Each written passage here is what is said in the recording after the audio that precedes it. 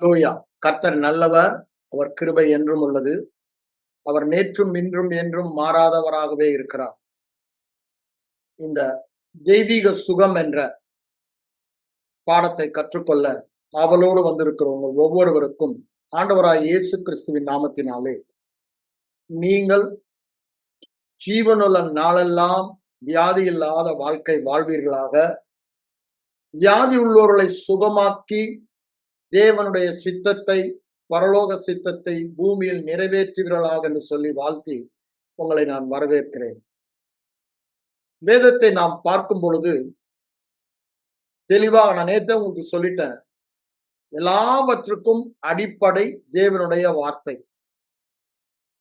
தேவனுடைய வார்த்தையை நாம், அதாவது வேதத்தில் சொல்லப்பட்ட வார்த்தைகள் தேவனுடைய வார்த்தைகள். நேற்றே சொன்ன 2 தீமோத்தேயு 3:16, அதே திருப்பி 1 பேதுரு 20-21 வசனங்கள் அதை நம்ம சொல்வதை பார்க்கிறோம். அது தேவனே நம்மோடு தனிப்பட்ட முறையில இன்று பேசுகிறதுக்கு ஈக்குவல், அப்படிதானே? ஏன்னா அதுல ஜீவன் இருக்கு.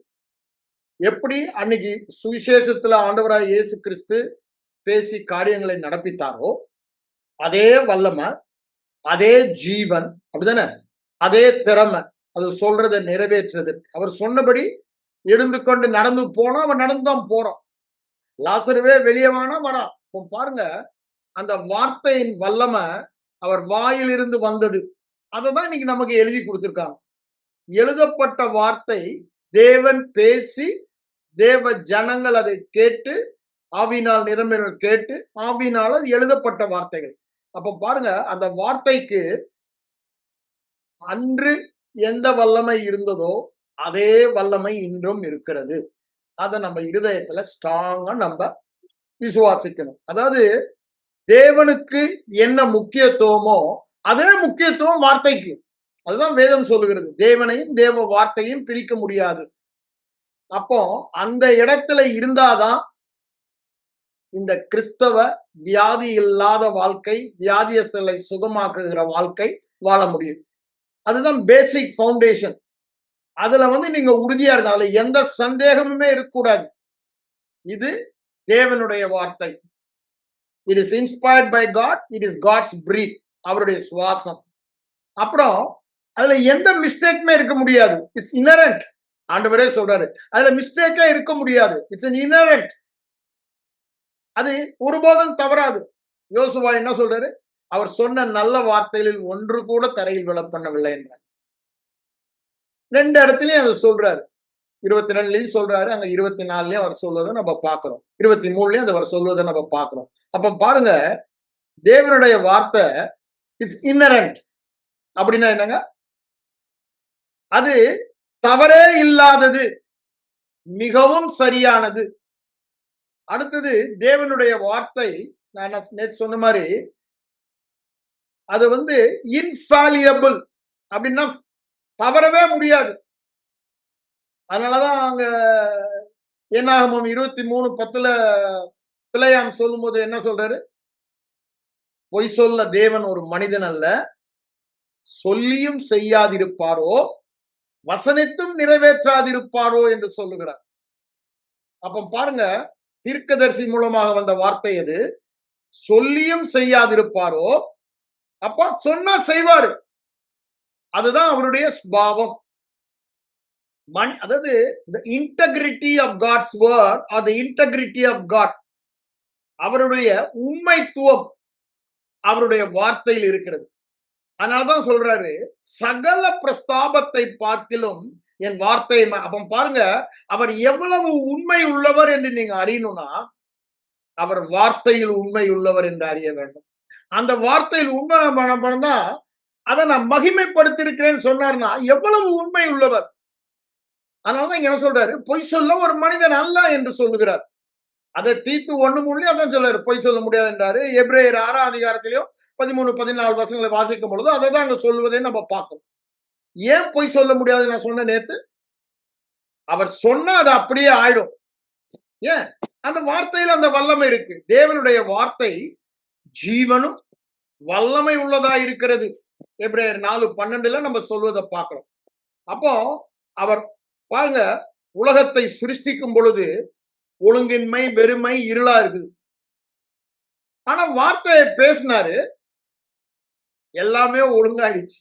அப்படிதானே? வெளிச்சம் ஆயிடுச்சு. வெறுமையா இருந்ததெல்லாம் நிறைவாயிடுச்சு. இன்னைக்கும் அந்த வார்த்தையில தான் அந்த வல்லமை இருக்கு. அந்த வார்த்தையின் வல்லமையையும் அதிகாரத்தையும் நாம் அறிந்து கொள்ள வேண்டும். அதை விசுவாசிக்க வேண்டும்.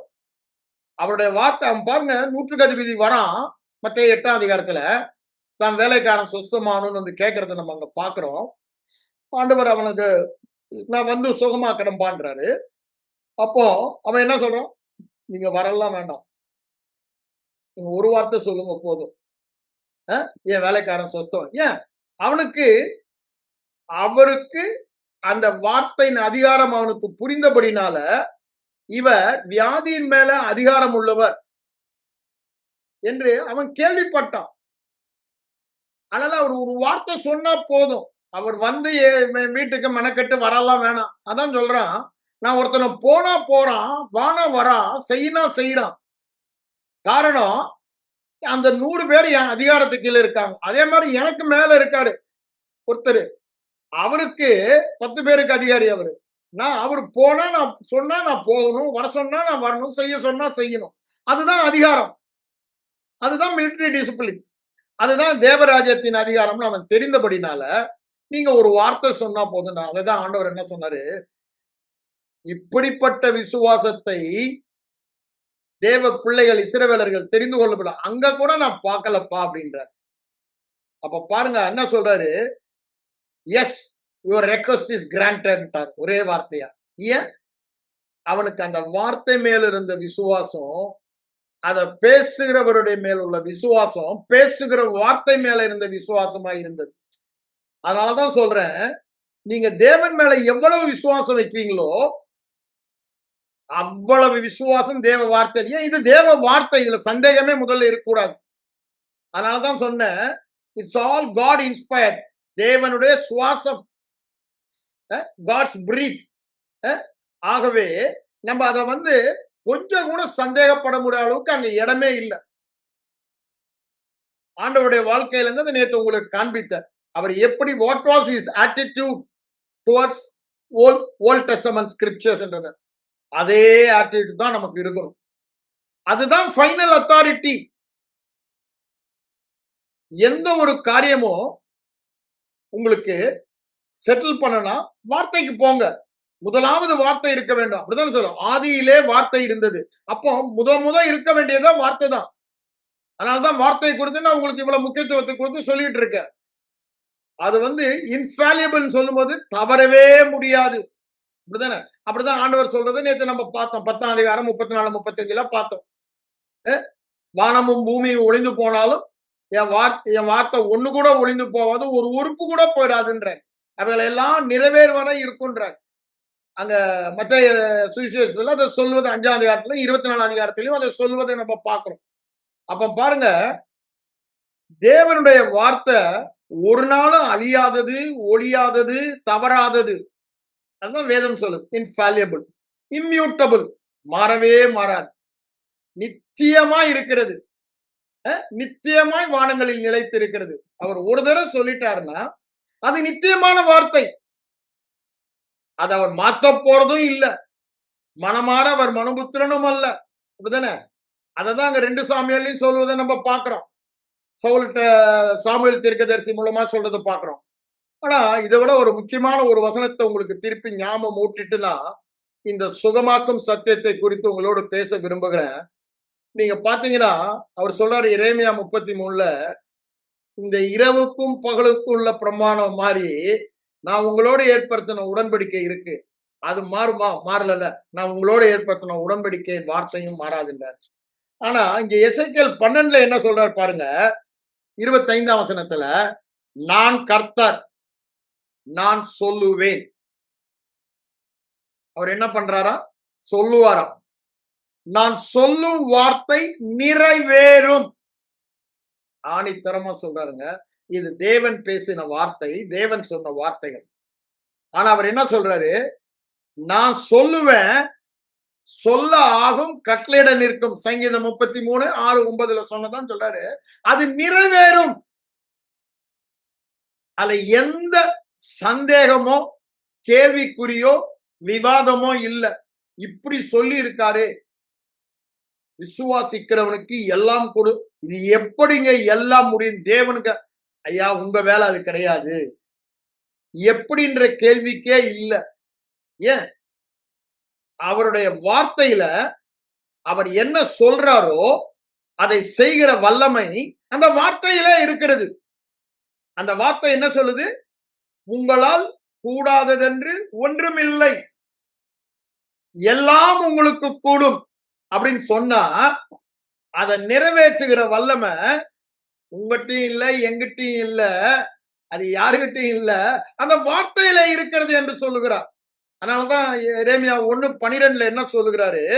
என் வார்த்தை நிறைவேற்றும்படி அதற்கு பின்பாக நின்று நான் கவனமாய் பார்த்து கொண்டிருக்கிறேன்.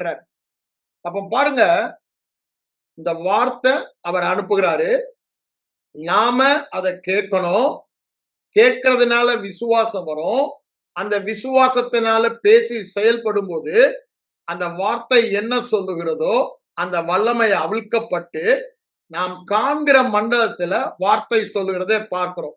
அது நம்ம சுகத்தை குறித்து இப்ப பாக்குறதுனால என்ன சொல்றேன், தழும்புகளால் குணமானீர்கள் அவர் சொல்றாரு. நம்ம அதை கேட்கிறோம், விசுவாசம் வருது, இருதயத்தின் நிறைவினால வாயில் அதை பேசி சுகமாய் வாழ்கிறோம். அவ்வளவுதான். That's so simple. அதனாலதான் சொல்றாரு, மெதுவாயும் லகுவாயும். So simple. Even a small child can receive healing without any struggle. குழந்தைகளுக்கு கூட முடிகிற அளவுக்கு அவர் தான் அவ்வளவு சிம்பிளா கொடுத்திருக்காரு.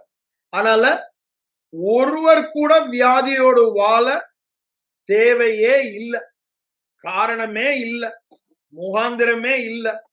எல்லாவற்றையும் செய்து முடித்து வார்த்தை மூலமாக அதை அனுப்புகிறார். அதை விசுவாசிக்கணும்னு சொல்றாரு. அது என்னால முடியலன்னு யாருமே சொல்ல முடியாது. யாரெல்லாம் அந்த வார்த்தையை கேட்கிறாங்களோ, சுகம் என்ன சுகமாக்க மாட்டே கேட்கிறாங்களோ அவங்களுக்கெல்லாம் விசுவாசம் வரும். அந்த விசுவாசம் வந்தவர்கள் எல்லாம் அந்த வார்த்தை சொல்லுகிற சுகத்தை பெற்றுக்கொள்ள அந்த வார்த்தையின் வல்லமை அவிழ்க்கப்படுகிறது. அதுதானே சொல்றாரு ரோமர் 1:16 சொல்லும் போது என்ன சொல்றாரு? சுவிசேஷத்தை விசுவாசிக்கிறவன் எவனோ, அப்படித்தானே? அது அவனுக்கு, அங்க எல்லாம் கிரேக்கர் யூதெல்லாம் சொல்லிட்டு வர்றாருல்ல, அது அவனுக்கு ரட்சிப்பை உண்டாக்கும் வல்லமை. இங்கிலீஷ்ல வல்லமை தான், வல்லமையா இருக்கு. அப்போ பாருங்க, அந்த ரட்சிப்பின் வார்த்தையை, ரட்சிப்புனா அங்க எல்லாமே இருக்கு. சுகமாக்கும் வார்த்தை, பாவம் மன்னிக்கும் வார்த்தை, அவன் நம்மை தூக்கி எடுக்கும் வாழ்க்கை, அப்படிதானே? நம்மை உயர்த்தும், எல்லாமே அதுல இருக்கு, அப்படிதானே? எங்கதான் இருக்கா? அந்த வார்த்தையில இருக்கின்றார். அது எப்ப நம்முடைய வாழ்க்கையில வெளிப்படுமா? விசுவாசிக்கும் போதும் தான் சொல்றோம். அதனாலதான் சொல்றேன், நம்ம விசுவாசம் என்பது தேவனையா தேவனுடைய வார்த்தையையும் விசுவாசிப்பது விசுவாசம். அப்படின்னா என்ன இது அர்த்தம்? இல்ல, தேவன் பொய் சொல்ல மாட்டாரு, அவருடைய வார்த்தை தவறாது, அவருடைய வார்த்தை என்றைக்குமே அவர் நிறைவேற்றுகிறாரு. அப்ப நான் அவர் வார்த்தையை விசுவாசித்தேனா அது அப்படியே எனக்கு ஆகும். அதுதான் விசுவாசம். அவருடைய வார்த்தை தவறாதது, உண்மை உள்ளது. அந்த வார்த்தை என்ன சொல்லுகிறதோ அது எனக்கு நடைபெறும். அந்த எதிர்பார்ப்பு, அதை பேருதான் நம்ம விசுவாசம் என்று சொல்லுகிறோம். ஆனா மீதி மேல விசுவாசம் வச்சு அப்படி நடக்குமா? நடக்காது. ஆனா தேவ வார்த்தை சொல்லுகிற காரியங்கள் மேல, அப்ப பாருங்க, நமக்கு விசுவாசத்துக்கு ஆதாரமும் எதுதான்? தேவனுடைய வார்த்தை தான். சுகம் பெற்று வாழ்வதற்கு ஆதாரம் விசுவாசம் சொல்றாரு. விசுவாசத்தினால் சுகமாய் வாழ்வான்றாரு. அந்த விசுவாசத்துக்கு ஆதாரம், அப்ப தேவ வார்த்தை எவ்வளவு முக்கியம் என அறிய வேணும். அதனாலதான் நான் திரும்ப திரும்ப சொல்றேன், இட்ஸ் இன்ஃபாலியபிள், தவறவே முடியாது. இங்க என்ன சொல்ற பாருங்க, நான் சொன்னேன், சொல்லுவேன், அதை நிறைவேற்றுவேன். அதை அதை நிறைவேறவும் பண்ணுவேன். என் வார்த்தையை சொல்லுவேன், அதை நிறைவேறவும் பண்ணுவேன்றாரு. கடைசி வசனத்துல பாருங்க என்ன சொல்றாரு, நான் சொன்ன வார்த்தை நிறைவேறும். சொல்லுவேன், நிறைவேற பண்ணுவேன். சொல்லுபவரும் அவரே, அதை நிறைவேற பண்ணுபவரும் அவரே. அவர் சொல்லுகிற வார்த்தை நிறைவேறும் என்று ஆண்டவரே இன்னைக்கு உங்ககிட்ட டைரக்டா என்கிட்ட டைரக்டா சொல்றாரு. வேதத்தை படிக்கும் போது அப்படிதான் படிக்கணும். ஏன்? இந்த வார்த்தையில ஜீவன் இருக்கு. பர்சனலா தனிப்பட்ட முறையில தேவனோடு பேசுகிறது இந்த வார்த்தையில. அப்ப இந்த தேவ வார்த்தையை படிக்கும் பொழுதெல்லாம் தேவனோடு உறவு கொள்ளுகிறோம். அவர் நம்மோடு பேசுகிறார். இப்ப என்ன சொல்லுகிறாரு, நான் சொல்லுகிற வார்த்தை நிறைவேறும். நான் சொல்லும் வார்த்தை நிறைவேறும். நான் சொல்லுவேன், அதை நிறைவேறவும் பண்ணுவேன். வார்த்தை நிறைவேறும் அப்படின்னு சொல்றாரு. திரும்ப திரும்ப அதை சொல்லுவதை நாம பார்க்கிறோம். அப்ப பாருங்க, ஒண்ணு கூட அதை தவறாது. அவர் இவ்வளவு ஆணித்தரமா சொல்றாரு. யார் அவர்? எவ்வளவேனும் பொய் உரையாத அல்ல, பொய் சொல்ல முடியாத தேவன். ஏன்? அவர் சொல்ல ஆகும், அவர் கட்டளையிட நிற்கும். வெளிச்சம் உண்டாக கடவுதுன்னா வெளிச்சம் உண்டாயிடுச்சு, அப்படிதானே? அவர் என்ன சொல்றாரோ அது அப்படியே ஆகும். அந்த வல்லமை அந்த வார்த்தையில இருக்கு. நம்ம அந்த வார்த்தையை புரிந்து கொள்ளணும். திரும்ப திரும்ப அதை நான் சொல்றேன் உங்களுக்கு. அதனாலதான் எபிரேயர் 4:12 என்ன சொல்றாரு, தேவனுடைய வார்த்தை எப்படி இருக்கா, ஜீவன் உள்ளதாயும் வல்லமை உள்ளதாயும் இருக்கிறது என்று அங்க சொல்வதை பார்க்கலாம். இருபுறமும் கருக்குள்ள பட்டயம் என்று சொல்லப்படுவதை நம்ம அங்க பார்க்கலாம். அப்ப பாருங்க, அந்த வார்த்தையிலே உயிர் இருக்கு. இட்ஸ் அ பர்சன் மாதிரி இருக்கு, அப்படிதானே? அவர் தான் personified. we call it Christ. word became personified. மாம்சமாயி மனிதனாவது கிறிஸ்து என்று நாம சொல்லுகிறோம். அப்ப பாருங்க, அந்த வார்த்தையில அந்த ஜீவன் இருக்கு. அதனாலதான் அவர் என்ன சொல்றாரு, நீதிமொழிகள் 4:22 அதை கண்டுபிடிக்கிறவர்களுக்கு அப்படின்னா என்ன, அதை தங்க இருதயத்துல வெளிப்பாடா கண்டுபிடிக்கிறவர்களுக்கு உடலுக்கெல்லாம் ஜீவனாய் இருக்கிறது என்று சொல்லுகிறார். சுகமாய் இருக்க. அப்ப பாருங்க, சுகம் எங்க இருக்கு? நீங்க வியாதியோடு வாழ்வது தேவ சித்தம் அல்ல. வியாதி இல்லாமல் வாழ்வதுதான் தேவ சித்தம். வேறு விதத்துல இன்னும் கொஞ்சம் ஆணித்தரமா சொல்லணும்னா சொல்லலாம், நீங்க வியாதியோடு வாழ உங்களுக்கு உரிமையே இல்லை. ஏன்? நீங்க மீட்கப்பட்ட அவருடைய சரீரம், அவரை மகிமைப்படுத்த வேண்டிய சரீரம். நீங்க வியாதியோடு இருந்தா அவரை மகிமைப்படுத்த முடியாது. ஆகவே அவர் அதற்கு கிரயம் செலுத்தி, இதை செலுத்தி முடித்திட்ட, நீ குணமாகிட்டேன்னு சொன்ன பிறகு, அவர் சொன்ன பிறகு நம்ம வியாதியோடு வாழ்ந்தனா அவருடைய பிள்ளைகளாகிய இல்லது அவருடைய சரீரமாகிய நமக்கு வியாதியோடு வாழ உரிமை இல்லைன்னு தான் அர்த்தம். அதனாலதான் சொல்றேன், ஏன் நம்ம வியாதியோடு வாழக்கூடாது? தேவனுடைய வார்த்தை என்ன சொல்லுகிறதோ அது சத்தியம். தேவனுடைய வார்த்தை சொல்லுகிறது, தழும்புகளால் குணமானீர்கள். அது சத்தியம் தானே? ஆனா நம்ம பாருங்க, நேரத்தே நான் கூட சொன்னேன், எல்லா கிறிஸ்தவர்களும் ஒரு வசனத்துல மேற்பாதிய அங்கீகரிக்கிறாங்க, கீழ்ப்பாதிய அங்கீகரிக்கிறது இல்ல. அவங்ககிட்ட கேட்டீங்கன்னா, இந்த பாவியாகிய மனுஷன், அந்த பாவியாகிய மனுஷன், இல்ல எல்லா ஜனங்களும் ரட்சிக்கப்படுவது தேவனுடைய சித்தமா அப்படின்னு கேள்வி கேட்டீங்கன்னா அவங்க என்ன சொல்லுவாங்க? சந்தேகமே இல்லாம அவங்க ரட்சிக்கப்படுவது தேவ சித்தம் சொல்லுவாங்க, அப்படிதானே? ஆனா அதே கேள்வி வியாதிக்கு போடுங்க, பெரும்பான்மையார் என்ன சொல்லுவாங்க? அது சொல்ல முடியாது பிரதர், எல்லாரும் சுகமாவாங்க, அது எப்படி பிரதர் சொல்ல முடியும் அப்படின்னுவாங்க. ஆனா வேதவசனம் சொல்றது, எல்லாரும் பாவம் மன்னிக்கப்பட்டு ரட்சிக்கப்படுவது தேவ சித்தம் போல, எல்லாரும் வியாதி நீங்கி சுகமாய் வாழ்வது தேவ சித்தம் சொல்லுது. ஏன் அவங்க சொல்ல முடியல? இந்த பகுதியில தேவ வார்த்தையை குறித்த அறிவு இல்லை. அதுதான் காரணம் சொல்லலாம். அப்ப பாருங்க, தேவன் எவ்வாறு பாவங்களை நீக்கி நம்மை ரட்சிக்க விரும்புகிறாரோ அதே விதமாக அதனாலதான் எல்லா இடத்திலும் அது சேர்ந்தே போகிறத நம்ம பார்க்கிறோம்.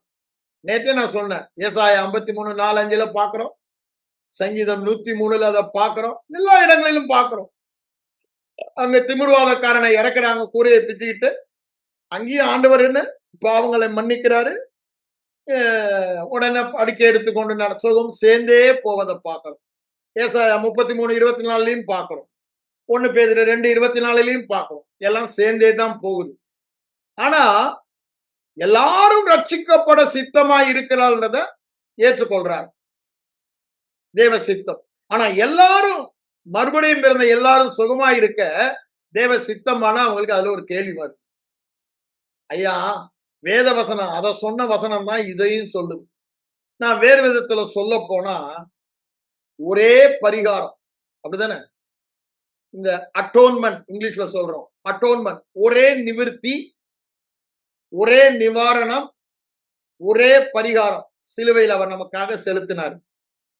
நிவிருத்தி பண்ணினார், நிவாரணம் பண்ணினார், பரிகாரம் செய்தாரெல்லாம் சொல்றோம். எவ்வாறு செய்தார்? அதெல்லாம் சிலுவையில அவர் அவைகளை ஏற்றுக்கொண்டு அவைகளுக்கான தண்டனையை செலுத்தி அவருக்கு உரியதையெல்லாம் நமக்கு கொடுத்தான் வேதவசனம் சொல்லுது. ஆனா நம்ம என்ன பண்றோம்னா அதுல ஒரு பாதியை தான் எடுத்துக்கிறோம். எது? பாவங்களை. ஆனா ஏன் அப்படி பட்சபாதம்? இதை நம்மளால பார்க்க முடியாது, பாவங்களை மன்னித்தத. அதனால காணாம நான் விசுவாசிப்பேன்னு சொல்லிடுறோம். வியாதி நீங்கினத கண்ணால காணணும், அப்படித்தானே? அதனால கண்டாதான் விசுவாசிப்போம். அதுதான் அங்க பிரச்சனையே. ஆனா இந்த விசுவாசம் என்ன? காணப்படாதவன் நிச்சயம். காரணம், அதை சொல்லுகிறவர் தேவன். நான் சொன்னேன் அதை செய்வேன், நான் சொன்னேன் அதை நிறைவேற்றுவேன், நான் சொன்ன வார்த்தை நிறைவேறும் என்று சொல்லுகிறார். சர்வ வல்லமை உள்ள தேவன் சொல்லுகிறார், நான் என்ன சொல்லுகிறேனோ அதுதான்டா நடக்கும்ன்றாரு. சிருஷ்டிப்பிலிருந்து நீ பார்த்து கொண்டு வான்றாரு. அப்போ நம்முடைய மனோபாவம் எல்லாம் கிறிஸ்துவை போல அந்த மனோபாவத்தில் இருக்கணும். என்ன? அவர் வார்த்தை சொன்னதுதான் final authority. God's integrity is only in his word. அவருடைய உண்மைத்துவமே அவருடைய வார்த்தையில் இருக்கு. அதனாலதான் பாருங்க, அங்க எபிரேயர் ஆக்கியன் என்ன சொல்றாரு, எபிரேயர் 13:5-6 வசனங்கள்ல, அவர் உன்னை விட்டு விலகுவதும் இல்லை கைவிடுவதும் இல்லை என்று சொல்லி இருக்கிறாரு. கர்த்தர் நமக்கு சகாயர் என்று சொல்லிட்டாங்க. என்ன சொல்றாரு? நாம் தைரியம் கொண்டு சொல்லலாமே. இப்போ அப்படின்னா என்ன அர்த்தம்? இருதயத்துல விசுவாசிக்கிறது தான் வாயில பேச முடியும். தைரியம் கொண்டு விசுவாசிக்கலாமே. காரணம் என்ன? கர்த்தர் சொல்லி இருக்கிறார், வேற ரீசனே இல்லைங்க. நான் விசுவாசிப்பதற்கு ஒரே காரணம், நான் நம்புவதற்கு ஒரே காரணம், நான் எதிர்பார்ப்பது வியாதி இல்லாத வாழ்க்கை வாழ்வேன் என்பது எதிர்பார்ப்பதற்கு ஒரே காரணம், அவர் சொல்லி இருக்காரு. அவர் பொய் சொல்ல மனிதன் அல்ல, அவர் ஒருவரே சத்தியபரர். God alone is truthful. ரோமர் 3:4 சொல்றாரு. அவருடைய வார்த்தை 7 தரம் டெஸ்ட் பண்ணி புடமிடப்பட்டு உண்மைன்னு நிரூபிக்கப்பட்ட வார்த்தை. அவருடைய வார்த்தையில ஒரு கமா கூட கீழே விழுந்துச்சுன்னா அவருடைய பிரஸ்டீஜ், இன்டெகிரிட்டியே அடிபட்டு போயிடும். அவ்வளவு தூரத்துக்கு அந்த வார்த்தையில சகல மகத்துவமும் கொடுத்திருக்காரு. பேதுரு என்ன சொல்றாரு பாருங்க, 2 பேதுரு 1ஆம் அதிகாரம் அந்த 3-4 வசனங்களை பார்த்தீங்கன்னா, மகா மேன்மையும் அருமையுமான வாக்குகள் என்று சொல்லுகிறார். கொஞ்சம் யோசித்து பாருங்க. மகா மேன்மை, மகா மேன்மை. அந்த வார்த்தை சாதாரண வார்த்தை இல்ல. அவருடைய கணிப்பு, தேவனுடைய வார்த்தையை பார்த்து சொல்றாரு, நீங்க படிக்கிற மீதி புத்தகத்தில் இருக்கும்போது சாதாரண வார்த்தை இல்ல, மகா மேன்மையானது, மகா அருமையானது. அப்போ அதனாலதான் அவர் அந்த வாழ்க்கை அவரால் வாழ முடிந்தது. அதை தெரிந்து கொண்டார், புரிந்து கொண்டார். அவருடைய கணிப்பு தேவ வார்த்தையும் தேவன் எவ்வாறு மகா மேன்மையானவரோ, எல்லாவற்றை விட அவர் எப்படி மகத்துவமானவரோ அதே மாதிரி அவருடைய வார்த்தை மேன்மையும் மகத்துவமானது, அருமையுமானதுன்னு சொல்றாரு. ஏன்? அது அவ்வளவு பிரஷியஸ் ட்ரெஷர். அப்படிதானே? சங்கீதக்காரன் திரும்ப திரும்ப அதுதான் சொல்றான். அவருடைய வார்த்தை எவ்வளவு பெரிய ட்ரெஷர் என்று சொல்லுகிறான். ஏன்? அதுக்குள்ள அவ்வளவு பொக்கிஷம் இருக்கு. உங்க வாழ்க்கையில என்னென்ன தேவையோ அவையெல்லாம் அதுதான் இங்க சொல்ற 2 பேர்லயும் அந்த 3ஆம் வசனம் அதுதான் சொல்லிட்டு இருக்காரு. எல்லாமே இம்மைக்கும் பக்தி விருத்திக்கும் தேவையான யாவற்றையும் அவருடைய வாக்குகள் நமக்கு கொடுத்து, இந்த உலகத்தில் உண்டான மரணம், வியாதி, தரித்திரம் இதுல எல்லாம் தப்பிதிக்கிறதுக்கு இந்த அருமையும் மேன்மையுமான வாக்குகள். ஏன்? இது தவறவே தவறாது. ஐயா, யோசுவாவுக்கு ஆண்டவர் அதுதான் சொல்றாரு. யோசுவா 1:8 அந்த வார்த்தையை அவன் பிடித்து கொண்டான். இரவும் பகலும் தியானம் பண்ணான். கடைசியில் அவன் என்ன சொல்றான்? யோசுவா 22, 23 அதிகாரம் வரும்போது ஒரு வார்த்தை கூட தவற, ஒரு எனிமி கூட எங்களுக்கு எதிர்த்து நிற்கல. அவர் சொன்ன எல்லாம், கட்டாத வீடு, நடாத தோட்டம், சகல நல்வது நிரம்பிய வீடு, எல்லாமே நாங்க சொன்ன மாதிரியே பெற்றோன்றாங்க. யோசித்து பாருங்க. அதாவது நடக்க முடியாதுன்னு நினைச்சது நடக்க வச்சது தேவனுடைய வார்த்தை. அப்படிதானே? விசுவாசிக்கவே முடியாதுன்றத விசுவாசிக்க வைத்தது தேவ வார்த்தை. இது ரெண்டு தான் நம்ம புரிஞ்சுக்கணும். What is not possible made possible by word of God. அவர் பேசின வார்த்தையில தான் அந்த வல்லமை இருந்தது. எது முடியாதோ, இப்ப நான் சொல்றேன், என் மனைவிக்கு கேன்சர் வந்துச்சு 2002 வருஷத்துல. அப்போ இந்த அப்போலோ ஆஸ்பத்திரி டாக்டருங்க என்ன சொன்னாங்க, அவங்க கட் பண்ணி எடுத்த பிறகுதான் பெரிய குரோத் இருக்குன்னு கண்டுபிடிச்சு ஸ்கேன்லாம் பண்ணி கட் எடுத்து அந்த பயாப்சி எல்லாம் பண்ணி அது மலிக்னன்சி பரவுகிற கேன்சர்னு பார்த்து சொல்லிட்டு இதை நீங்க வைத்தியம் பண்ணணும், கீமோ ரேடியோ தெரப்பி அப்படின்னா 6 வருஷம் இருக்கலாம், அதுக்கு மேல சான்ஸ் கிடையாது. இது யார் சொல்றது? Science doctors. ஆனா தேவனுடைய வார்த்தையில முடியாததுன்னு ஒண்ணுமே இல்லை. அப்படிதானே? மனுஷரால் கூடாதது தேவனுடைய வார்த்தையினால் கூடும். அதனால்தான் மரியாளுக்கு அங்க வார்த்தை வரும் பொழுது இது அங்க என்ன சொல்றாரு? 37 லூக்ல no word from God is void of power. அதான் ஒரிஜினல் கிரேக்க டிரான்ஸ்லேஷன். அப்படி தேவனுடைய வார்த்தையினால கூடாததுன்னு ஒண்ணுமே இல்லை. கொஞ்சம் யோசிச்சு பாருங்க. தேவனால் கூடாதது ஒன்றுமில்ல. தேவனும் வார்த்தையும் ஒன்றாய் இருக்கிறது. நான் சொன்னேன், அதை செய்வேன், அதை நிறைவேற்றுவேன், அது நிறைவேறும் அப்படின்னு அவர் சொல்றாரு. இங்க தேவதூதன் சொல்றாரு மரியாள்கிட்ட, no word from God is void of power to do what it says. அவர் என்ன சொல்லுகிறாரோ அதை செய்கிற வல்லமை அந்த வார்த்தையில இருக்கு. ஆகவே அது செய்யாம இருக்க முடியாது. அததான் ஏசாயா 55:10-11 சொல்றாரு. அது வெறுமையா என்னிடத்தில் திரும்பாது, நான் விரும்பின காரியம் வாய்க்கப்படும் செய்யும். அப்படிதான் சொல்றாரு. நான் எதற்காக அனுப்பினோ அதை நிறைவேறும் என்று சொல்லுகிறார். அப்போ அது முடியாததா இருக்கலாம். ஆனா அந்த வார்த்தை அவர் அனுப்புறாருல, அதை பிடித்து பாருங்க. அந்த வார்த்தை என்ன வார்த்தை வந்தது? மல்கியா 3ஆம் அதிகாரம். அதை நான் எடுத்து உங்களுக்கு வாசித்துறாங்க. என்ன சொல்றாரு பாருங்க. 3ஆம் அதிகாரத்துல கர்த்தருக்கு அந்த வார்த்தை தான் எங்களுக்கு ஆண்டவர் அந்த நாள்ல கொடுத்தாரு. அந்த வார்த்தை வந்தனால அந்த 4ஆம் அதிகாரத்துல உள்ள அந்த 3ஆம் வசனத்துல என்ன சொல்றாரு பாருங்க. 2ஆம் வசனத்துல, என் நாமத்துக்கு பாய்ந்திருக்கிற உங்கள் மேல் நீதியின் சூரியன் உதிக்கும், அதன் செட்டைகளின் கீழ் ஆரோக்கியம் இருக்கும்.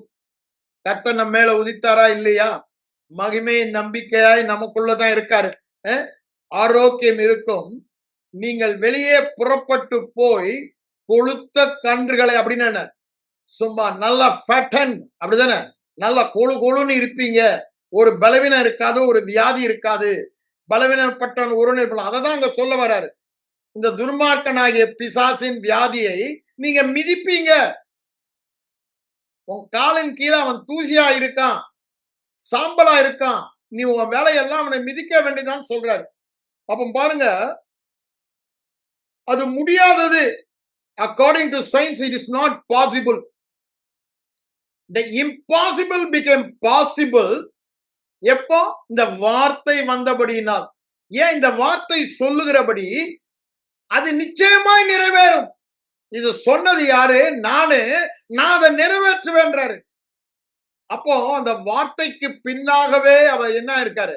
அதை நிறைவேற்ற அவர் வார்த்தையோடு இருக்கிற தேவன். அததான் எரேமியா 1:12 சொல்றாரு. என் வார்த்தையை நிறைவேற்றும்படி அதை நான் பார்த்து கொண்டிருக்கிறேன். I watch over my word to fulfil it what I say என்றாரு. அப்ப பாருங்க, அததாங்க ஏசாயா 55லயும் சொல்றாரு. என் வாயிலிருந்து புறப்பட்ட வார்த்தை வெறுமையா என்னிடத்தில் திரும்புவதில்லை, அது நான் அனுப்பின காரியத்தை வாய்க்கும் அப்படின்னு அது என்ன சொல்லுதோ அது நிறைவேறுன்றார். அததான் சங்கீதம் 107:20 சொல்லும் பொழுது, வார்த்தையை அனுப்பி குணமாக்கி அவங்களை விடுதலையாக்குகிறேன். அதுதான் நம்ம ராஜா இருக்காரு, எசேக்கியா ராஜா, அவர் அதான் சொல்றாரு. என்னை வார்த்தை ஏசாயா 38 பாத்தீங்கன்னா, அவர் வார்த்தையை அனுப்பி என்னை குணமாக்கினார் என்று சொல்லுகிறார். That is God's method. நம்ம எல்லாருக்குமே வார்த்தையை வேதத்தில் அனுப்பி இருக்காரு. அதனாலதான் சொல்றேன், நம்ம வியாதியோடு இருக்க எந்த காரணமுமே கிடையாது. வார்த்தை நமக்கு கொடுக்கப்பட்டு இருக்கிறது. அத நம்ம கேட்பது மாத்திரம்தான் நம்முடைய வேலை.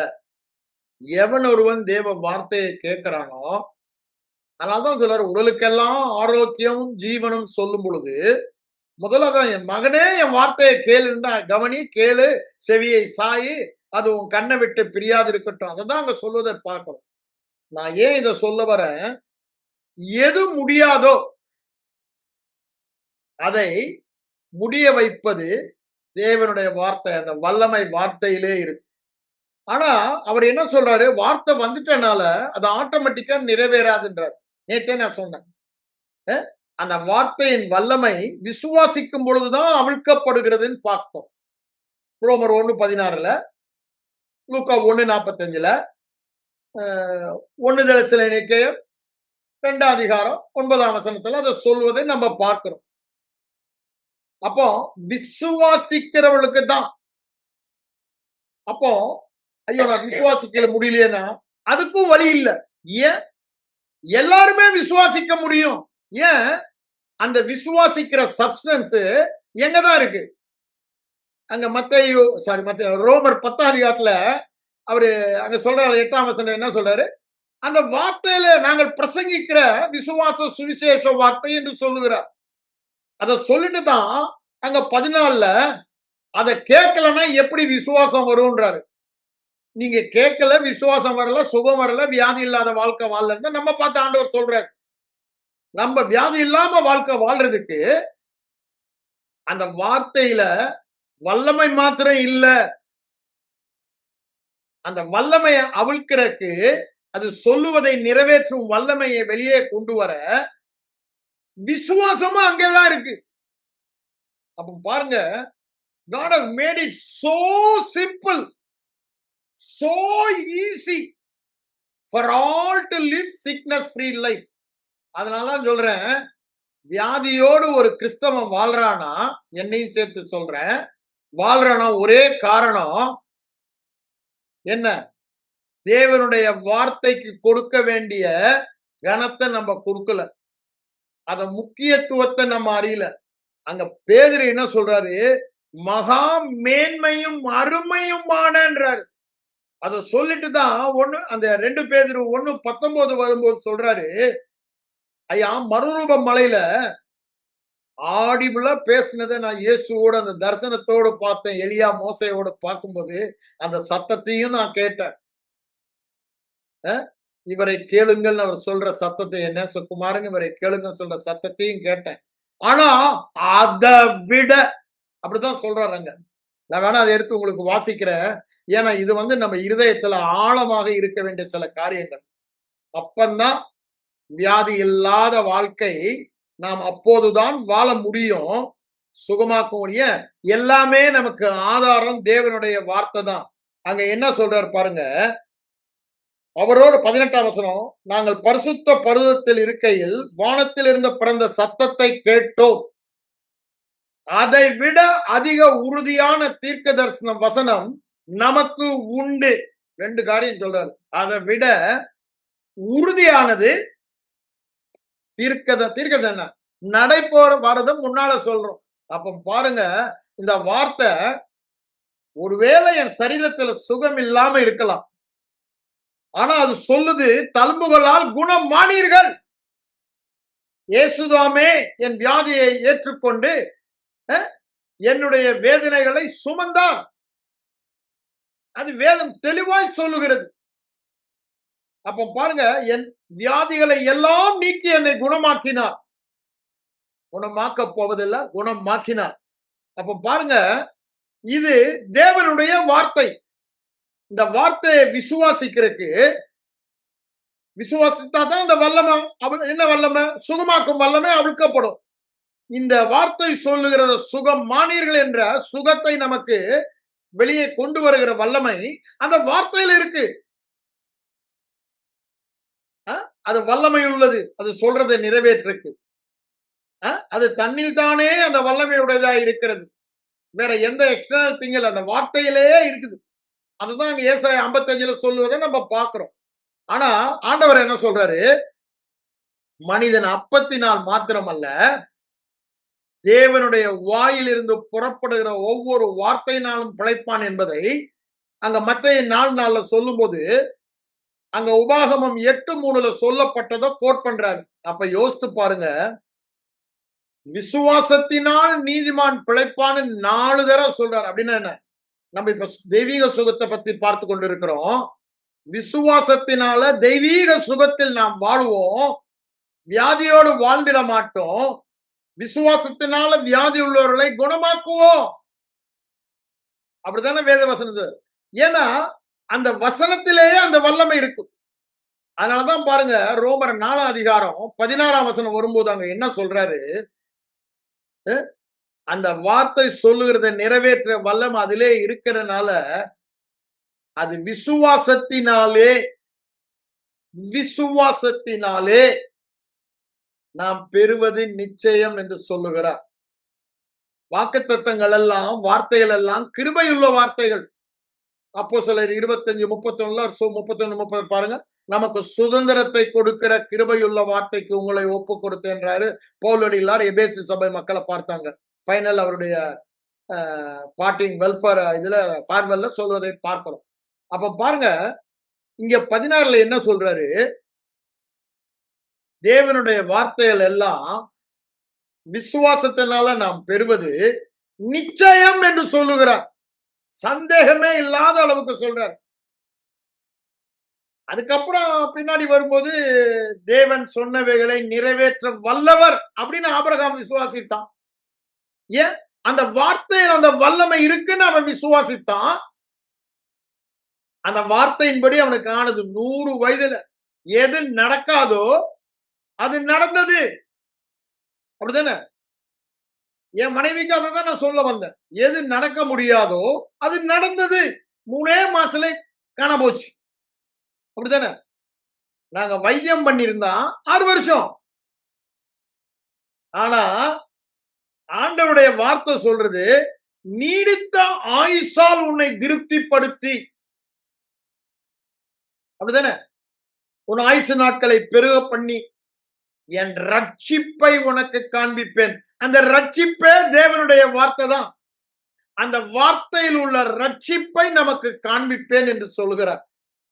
சங்கீதம் 91:16 அதை சொல்லுவதை நம்ம பார்க்கிறோம். அப்ப பாருங்க, அந்த வார்த்தையின் வல்லமையை பாருங்க.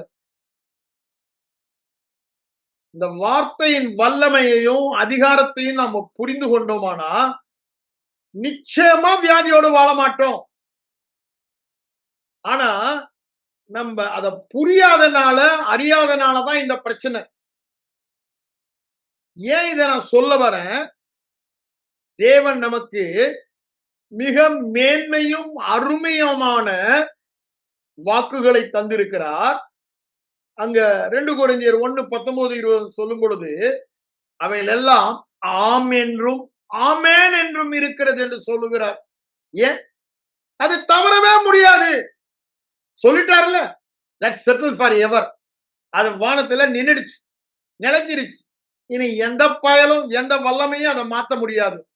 ஒன்னே ஒண்ணுதான் அது நிறைவேறாம தடை செய்ய முடியும், நம்முடைய அவிசுவாசம். ஏன் அவிசுவாசம்? அறியாமை. தேவன் நமக்கு என்ன கொடுத்திருக்காரு, அந்த வார்த்தையின் வல்லமை என்ன, அந்த வார்த்தையின் அதிகாரம் என்ன, அவர் வாயிலிருந்து அந்த வார்த்தை வந்துருச்சுன்னா அதை நிறைவேறுகிற வல்லமை அதிலே இருக்கு. அவர் என்னில் எதிர்பார்ப்பதெல்லாம் தேவன் உண்மை உள்ளவர், பொய் சொல்லவே முடியாதவர், வார்த்தையில் உண்மை உள்ளவர், அவருடைய வார்த்தை உண்மையானது. ஆகவே அவர் வார்த்தை சொல்லுவதை நான் எதிர்பார்க்கிறேன்னு அந்த எதிர்பார்க்கிற விசுவாசத்தை தான் நம்மிடத்தில் எதிர்பார்க்கிறார்.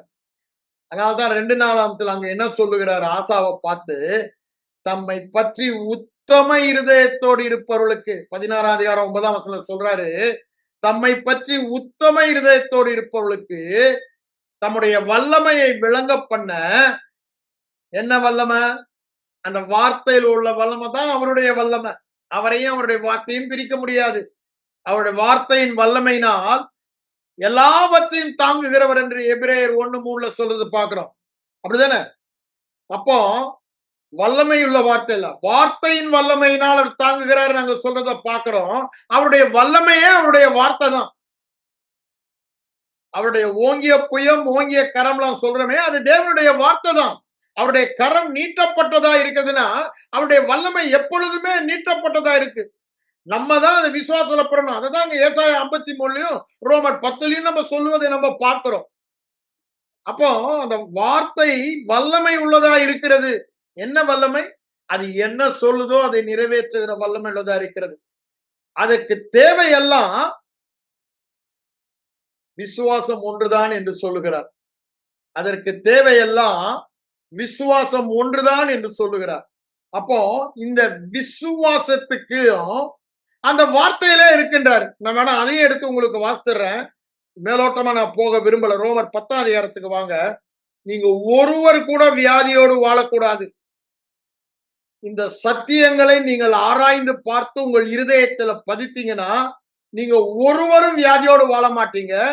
நீங்களும் உங்கள் பிள்ளைகளும் எந்த நாளும் நன்றாய் இருப்பீர்கள். வியாதி இல்லாம ஆண்டவர் சொல்றாருல, அதே 4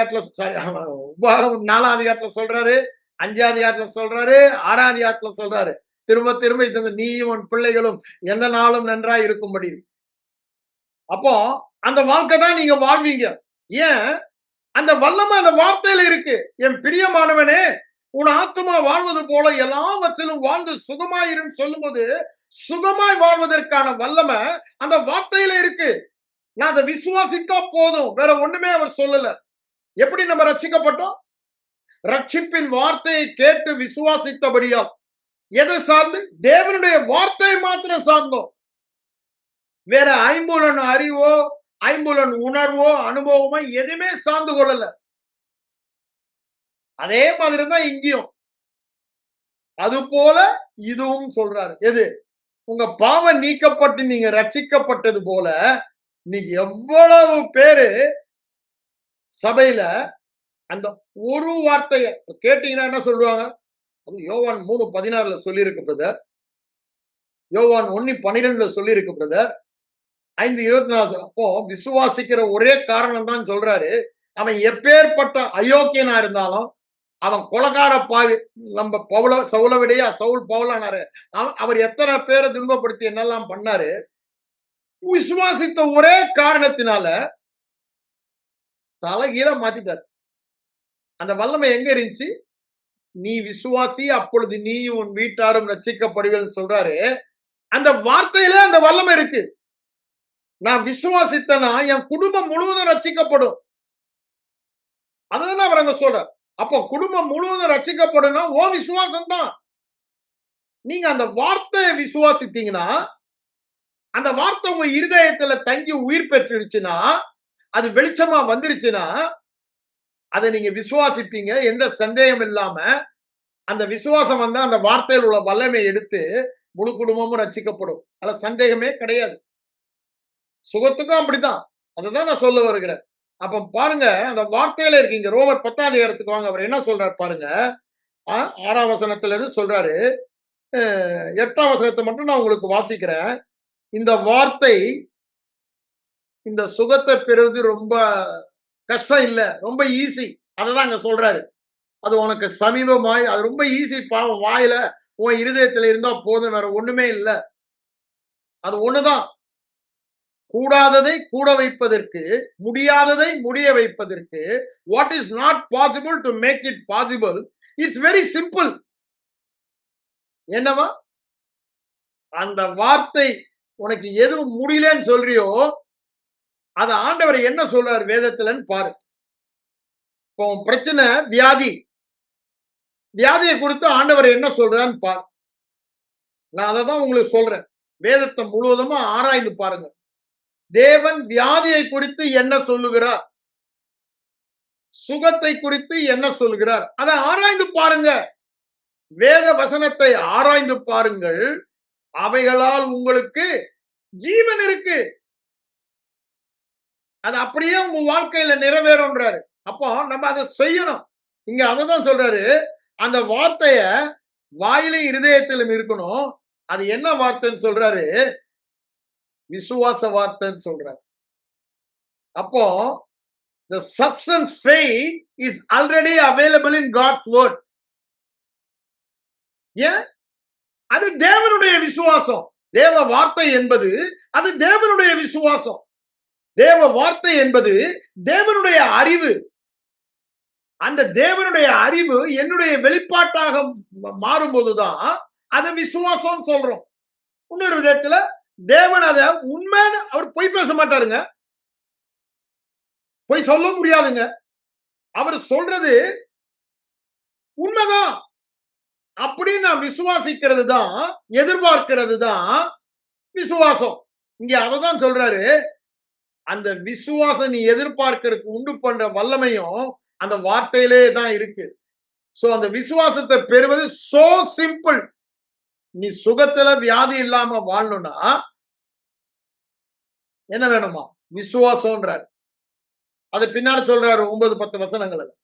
அப்ப பாருங்க, அந்த விசுவாசத்தை பெறுவதும் இந்த வார்த்தையில தான் இருக்குன்றார். அதை தான் நான் உங்களுக்கு சொல்ல வந்தேன். விசுவாசத்தை உற்பத்தி பண்ணும் வல்லமையும் வார்த்தையில இருக்கு. அந்த வார்த்தை சொல்லும் காரியங்களை என் வாழ்க்கையில நடப்பிக்கிறதும் வார்த்தையில இருக்கு. அப்ப தேவையானதெல்லாம் என்னங்க நமக்கு? ஆண்டவர் அங்க லூக்கா 10ஆம் அதிகாரத்துல கடைசியில் 39-40 வசனங்களை வரும்பொழுது அந்த லாசருவின் சகோதரி மரியாளிடம் என்ன சொன்னாரு? தேவையானது ஒன்று. இத மட்டும் நம்ம தெரிந்துக்கணும். பாருங்க, இது அதிக உறுதியான, மோர் ஷுவர். இங்கிலீஷ்ல சொல்றாரு. ஷுவர்னா என்ன? ஷுவர் ஷுவர் ஷுவர் தான், தவறவே முடியாது. அதுதான் அங்கேயும் சொல்றாரு. பவுலடியார் 4:16 ரோமர்ல அது நிச்சயம் என்று சொல்லுகிறார். இங்க அதுதான் சொல்றாரு. மோர் ஷுவர் ப்ராஃபட்டிக் வேர்ட். உறுதியான, தமிழ்ல இந்த ஷுவர் வந்து உறுதியான அப்படின்னு தவறவே முடியாது, ரொம்ப நிச்சயம். அந்த காணப்படாதவைகளுக்கு நிச்சயம் கொடுப்பது, அந்த விசுவாசம் வருவது இந்த வார்த்தை. நம்பப்படுகிற எதிர்பார்ப்புக்கு ஒரு அங்க என்ன சொல்ற, நம்பப்படுகிறவர்களின் உறுதியை தருவது இந்த வார்த்தை. அதனாலதான் சொல்றேன், இந்த வார்த்தைக்கு நாம் முக்கியத்துவம் கொடுக்கணும். அதனாலதான் நீதிமொழியில் பாத்தீங்கன்னா, you treasure it, you treasure it, you treasure it. அதை நம்ம ட்ரெஷர் மாதிரி பாதுகாக்கணும். எங்க? இந்த இருதயத்துல. எல்லா காவலோடும் உன் இருதயத்தை காத்துக்கொள். ஏன்? இருதயத்தின் மையில என்னுடைய வார்த்தையை வைத்து காத்துக்கொள் சொல்லிட்டு தான் ஒரு உடலுக்கெல்லாம் ஜீவன் ஆரோக்கியம் சொல்லிட்டு எல்லா காவலோடும் உன் இருதயத்தை காத்துக்கொள்.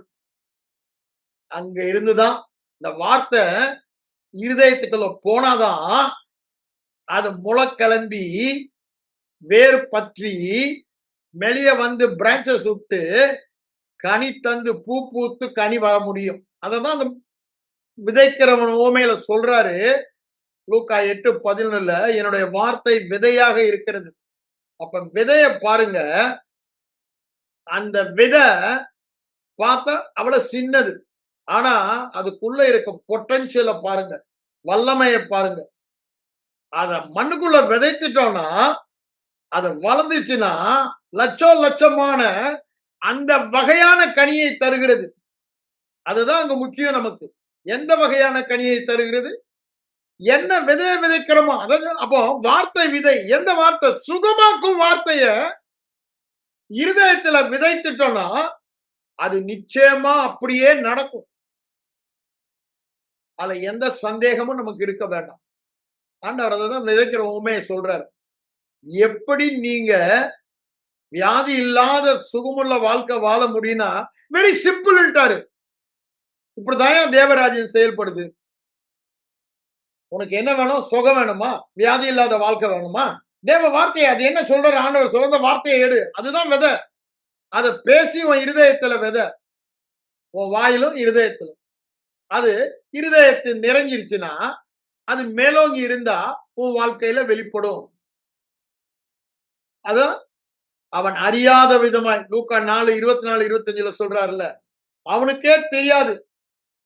தானாக பை இட்செல்ஃப்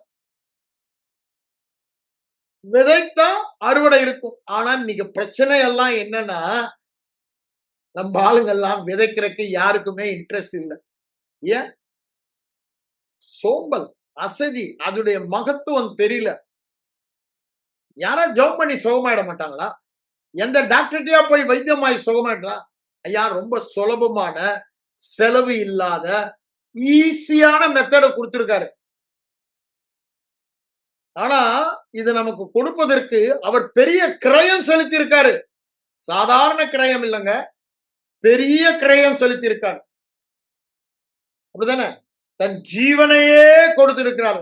ரான்சம், அநேகரை மீட்கும் பொருளாக ரான்சம், தன்னையே கொடுக்க அவர் வந்தார் என்று அங்கு சொல்வதை நம்ம பார்க்கிறோம். அநேகரை மீட்கும் பொருளாக தன்னை கொடுத்தார்.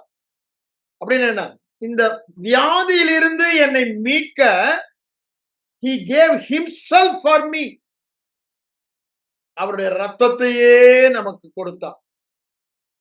அப்ப பாருங்க, அவருடைய முழுமையும் கொடுத்து நமக்கு இந்த சுகத்தை இலவசமாய் பெற்றுக் கொடுத்து இருக்கிறார் அப்படின்னு வேதவசனம் சொல்லுது. இந்த இலவசத்தை நம்ம விசுவாசித்தான் பெறணும். அதுக்குதான் அறிவு வேணும்னு. அறிவில்லாமையினால் சங்காரமாகிறார்கள். இந்த அடிக்கடி நம்ம பிரசங்காரெல்லாம் சொல்ற ஒரே ஒரு எக்ஸாம்பிள் என்னதான், ஒருத்தன் இங்க இருந்து கப்பல்ல போனானா, ஆனா ஒரு நாளும் சாப்பிடலையா. ஏண்டானா இந்த டிக்கெட் இங்க இருந்து அங்க போறதுக்கு தான். அப்படி அதேதான் இந்த டிக்கெட் நம்ம மோட்சத்துக்கு போறதுதான் நம்ம நினைச்சிட்டோம். ஆனா இதெல்லாம் தனித்தனியா நான் காசு கொடுத்து வாங்கணும், என்ற காசு இல்லைன்னா உள்ளே போலையா கடைசி நாள் வரைக்கும். அப்ப யோசித்து பாருங்க, அப்படித்தான் நம்ம வாழ்ந்து கொண்டிருக்கோம். அறியாமையில வாழ்ந்து கொண்டிருக்கோம். எல்லாமே அவர் இதுல பேக்கேஜ். என்ன பேக்கேஜ்? அவர் கொடுக்கும் போது தனியா ஒண்ணு நம்ம ரட்சிப்புல அவரையே கொடுத்துட்டாருங்க. Christ himself came inside me. புதன தேவத்துவத்தின் பரிபூரணம் எல்லாம் அவருக்குள்ள இருக்கு. அவர் சர்வத்துக்கும் சுதந்திரவாளி. அவரை நமக்குள்ள கொடுத்துட்டாரு. அவருக்குரியதெல்லாம் நமக்குரியது இப்போ. ஆனா நம்ம என்ன நினைச்சிட்டு இருக்கோம்? நான் அதுக்கு உபாசம் பண்ணணும், அதுக்கு நான் ரொம்ப பரிசுத்தமா இருக்கணும், அப்படி இப்படின்னு சபையில சொல்ற இந்த தவறான போதனை எல்லாம் கேட்டு எனக்கு தகுதி இல்லை, நான் பட்டினியாவே இருந்துக்கிறேன்னு சொல்லி பட்டினியா, அது அப்படி என்ன வியாதியோடு வாழ்ந்து கொண்டிருக்கும். சுகத்தோடு வாழ வேண்டியவன் வியாதி என்ற பட்டினியில குறைவுல வாழ்ந்து கொண்டிருக்கும். அது ஏற்கனவே இலவசமா கொடுத்துட்டாரு பேக்கேஜ். கிறிஸ்து வரும்பொழுது அவர் இருக்கிற வண்ணமாகவே நாம் இருக்கிறோம். அந்த சுகத்துல தான் நம்ம இருக்கோம். கொடுத்துட்டாரு. இனி கொடுக்க போவதில்லை. தழும்புகளால் குணம் மானீர்கள். அப்போ ஏற்கனவே சுகம் ஆகிட்டோம், கொடுத்துட்டேன்றாரு. ஆனா நமக்கு அதை கொடுத்த ஏன் நம்மளை ஏமாத்தி விட்டாங்க, அவ்வளவுதான் நான் சொல்லுவேன். அடிக்கடி அதுதான் நான் சொல்றேன். தவறான உபதேசத்தை கேட்டு கேட்டு அது எட்டாத கனி. அந்த வாழ்க்கை நான் வாழும்போதுதான் எனக்கு அந்த வியாதி இல்லாத வாழ்க்கை வாழ முடியும்னு நினைக்கிறாங்க. ஐயா, அந்த வாழ்க்கை என்னால வாழ முடியாதுன்னு சொல்லிதான் அவருடைய நீதியே நமக்கு தந்துட்டார். நீ உழைச்சு உன் நீதியை கொண்டு வர வேண்டாம்டா, இதை இலவசமா உனக்கு தரேன்னு கொடுத்து. எப்போ கிறிஸ்து வரும் பொழுது அவர் நீதியை மாத்திரம் தரல, அவருக்குரியதை எல்லாமே நமக்கு கொடுத்துட்டாரு. அதனாலதான் 1 கொரிந்தியர் 1:30-30 சொல்றாரு, அவரே நமக்கு எல்லாவுமானார். கொலேசியர் 1:12 அதை தான் சொல்றார். அவரே நமக்கு சுகமானார் என்று சொல்லுகிறார். அவ்வளவும் இலவசம். ஆனா இது எல்லாமே வார்த்தையில வைத்துதான் நமக்கு கொடுத்திருக்காரு. அது இலவசமா கொடுத்ததை நம்ம புரிந்து கொள்ளல. ஆனா இதை மட்டும் புரிந்து கொண்டல. அதான் நான் கேட்க வரேன். எல்லா விசுவாசிகளும் ரட்சிப்பை பெற்றவங்க அப்படின்னா ஃபுல் பேக்கேஜ் பெற்றவங்க, சுகத்தையும் பெற்றவங்க. அப்ப ஏன் அவங்க வியாதியோடு வாழணும்? கொஞ்சம் யோசித்து பாருங்க. கொஞ்சம் யோசித்து பாருங்க. ரட்சிப்புன்ற பதம் சோசோ, அதுல சுகமும் அடங்கி இருக்கு. அப்ப அந்த பெரும்பாடுள்ள ஸ்திரியை பார்த்து ஆண்டவர் சொல்லும் போது என்ன சொல்றாரு? உன் விசுவாசம் உன்னை ரட்சித்து அப்படின்னு சுகமாக்கினதை ரட்சித்தார். அது சேம் சோசோ வேர்டு தான் யூஸ் பண்றாரு. அநேக இடத்துல அந்த வார்த்தை வருவதை நம்ம பார்க்கிறோம். அப்ப பாருங்க, ரட்சிப்புல சுகமும் அடங்கி இருக்கு. அததான் நான் சொல்ல வரேன். இப்போ அந்த ரட்சிப்பம், அந்த பாவ மன்னிப்பை மட்டும் நம்ம விசுவாசித்து நித்திய ஜீவனை பெற்றோன்றோம். நித்திய ஜீவனை பெற்றதை விசுவாசித்தாலே சுகத்தை பெற்றோன்னு தான் அர்த்தம். ஏன்? அது நித்திய ஜீவன். மரணம் என்பது வியாதி. அப்போ மரணத்தை விட்டு ஜீவனுக்கு உட்பட்டு இருக்கிறோம்னா, வியாதியை விட்டு நீங்கி சுகத்துக்கு உட்பட்டு இருக்கிறோம். யோவான் 5:24 அதானே சொல்றாரு, விசுவாசிக்கிறவன் நித்திய ஜீவன் உண்டுன்னு சொல்லிட்டு அவன் ஆக்கணைக்கு தீர்க்கப்பட மாட்டான், அவன் மரணத்தை விட்டு நீங்கி ஜீவனுக்கு. அப்ப என்னங்க, வியாதியை விட்டு நீங்கி சுகத்துக்கு உட்பட்டு இருக்கிறான். கொலேசியர் 1:13 அதைதான் சொல்றாரு. வியாதியின் ஆளுகையிலிருந்து விடுதலையாக்கப்பட்டு சுகத்தின் ஆளுகைக்கு மாற்றப்பட்டோம். அதுதான் அர்த்தம். அது அப்படித்தானே? இருளின் அதிகாரத்தில் இருந்து வெளிச்சத்தின் அன்பின் குமாரனுடைய ராஜ்யத்திற்கு மாற்றப்பட்டோம்னா அதான் அர்த்தம். வியாதியின் ஆளுகையிலிருந்து மாற்றப்பட்டுட்டோம். இப்போ வியாதியோட வாழணுன்ற நிர்பந்தம் இல்ல. ஆனா ஏன் வாழ்றோம்? என் ஜனங்கள் அறிவில்லாமையினால் சங்காரமாகிறார்கள், சிறைப்பட்டு போகிறார்கள். அப்படிதானே? ஓசியா சங்காரமா என்றாரு, ஏசாயா சிறைப்பட்டு போகிறாங்கன்னு சொல்றாரு. அதே நீதிமொழியில சீர்கெட்டு போறார்கள்ன்றார். அப்ப நல்லா யோசித்து பாருங்க, நாம் கேட்கிற சத்தியம் அது பாரம்பரியமா வேத வசனத்துக்கு ஒத்து இருக்கா அப்படின்னு நம்ம பார்க்க தவறிட்டோம். அதனாலதான் இந்த பிரச்சனை எல்லாம். அதனாலதான் சொல்றேன். அதனால இப்ப என்ன சொல்றேன் உங்களுக்கு, மறுபடியும் பிறந்த ஒருவர் கூட வியாதியோடு வாழ தேவையில்லை. அதற்கு அநேக காரணங்கள் நான் சொல்லலாம். எல்லாமே வேத வசனம் சார்ந்துதான் சொல்ல முடியும். ஏன்னா அதுதான் ஃபைனல். வேத வசனம் என்ன சொல்லுது? முதலாவது காரணம்,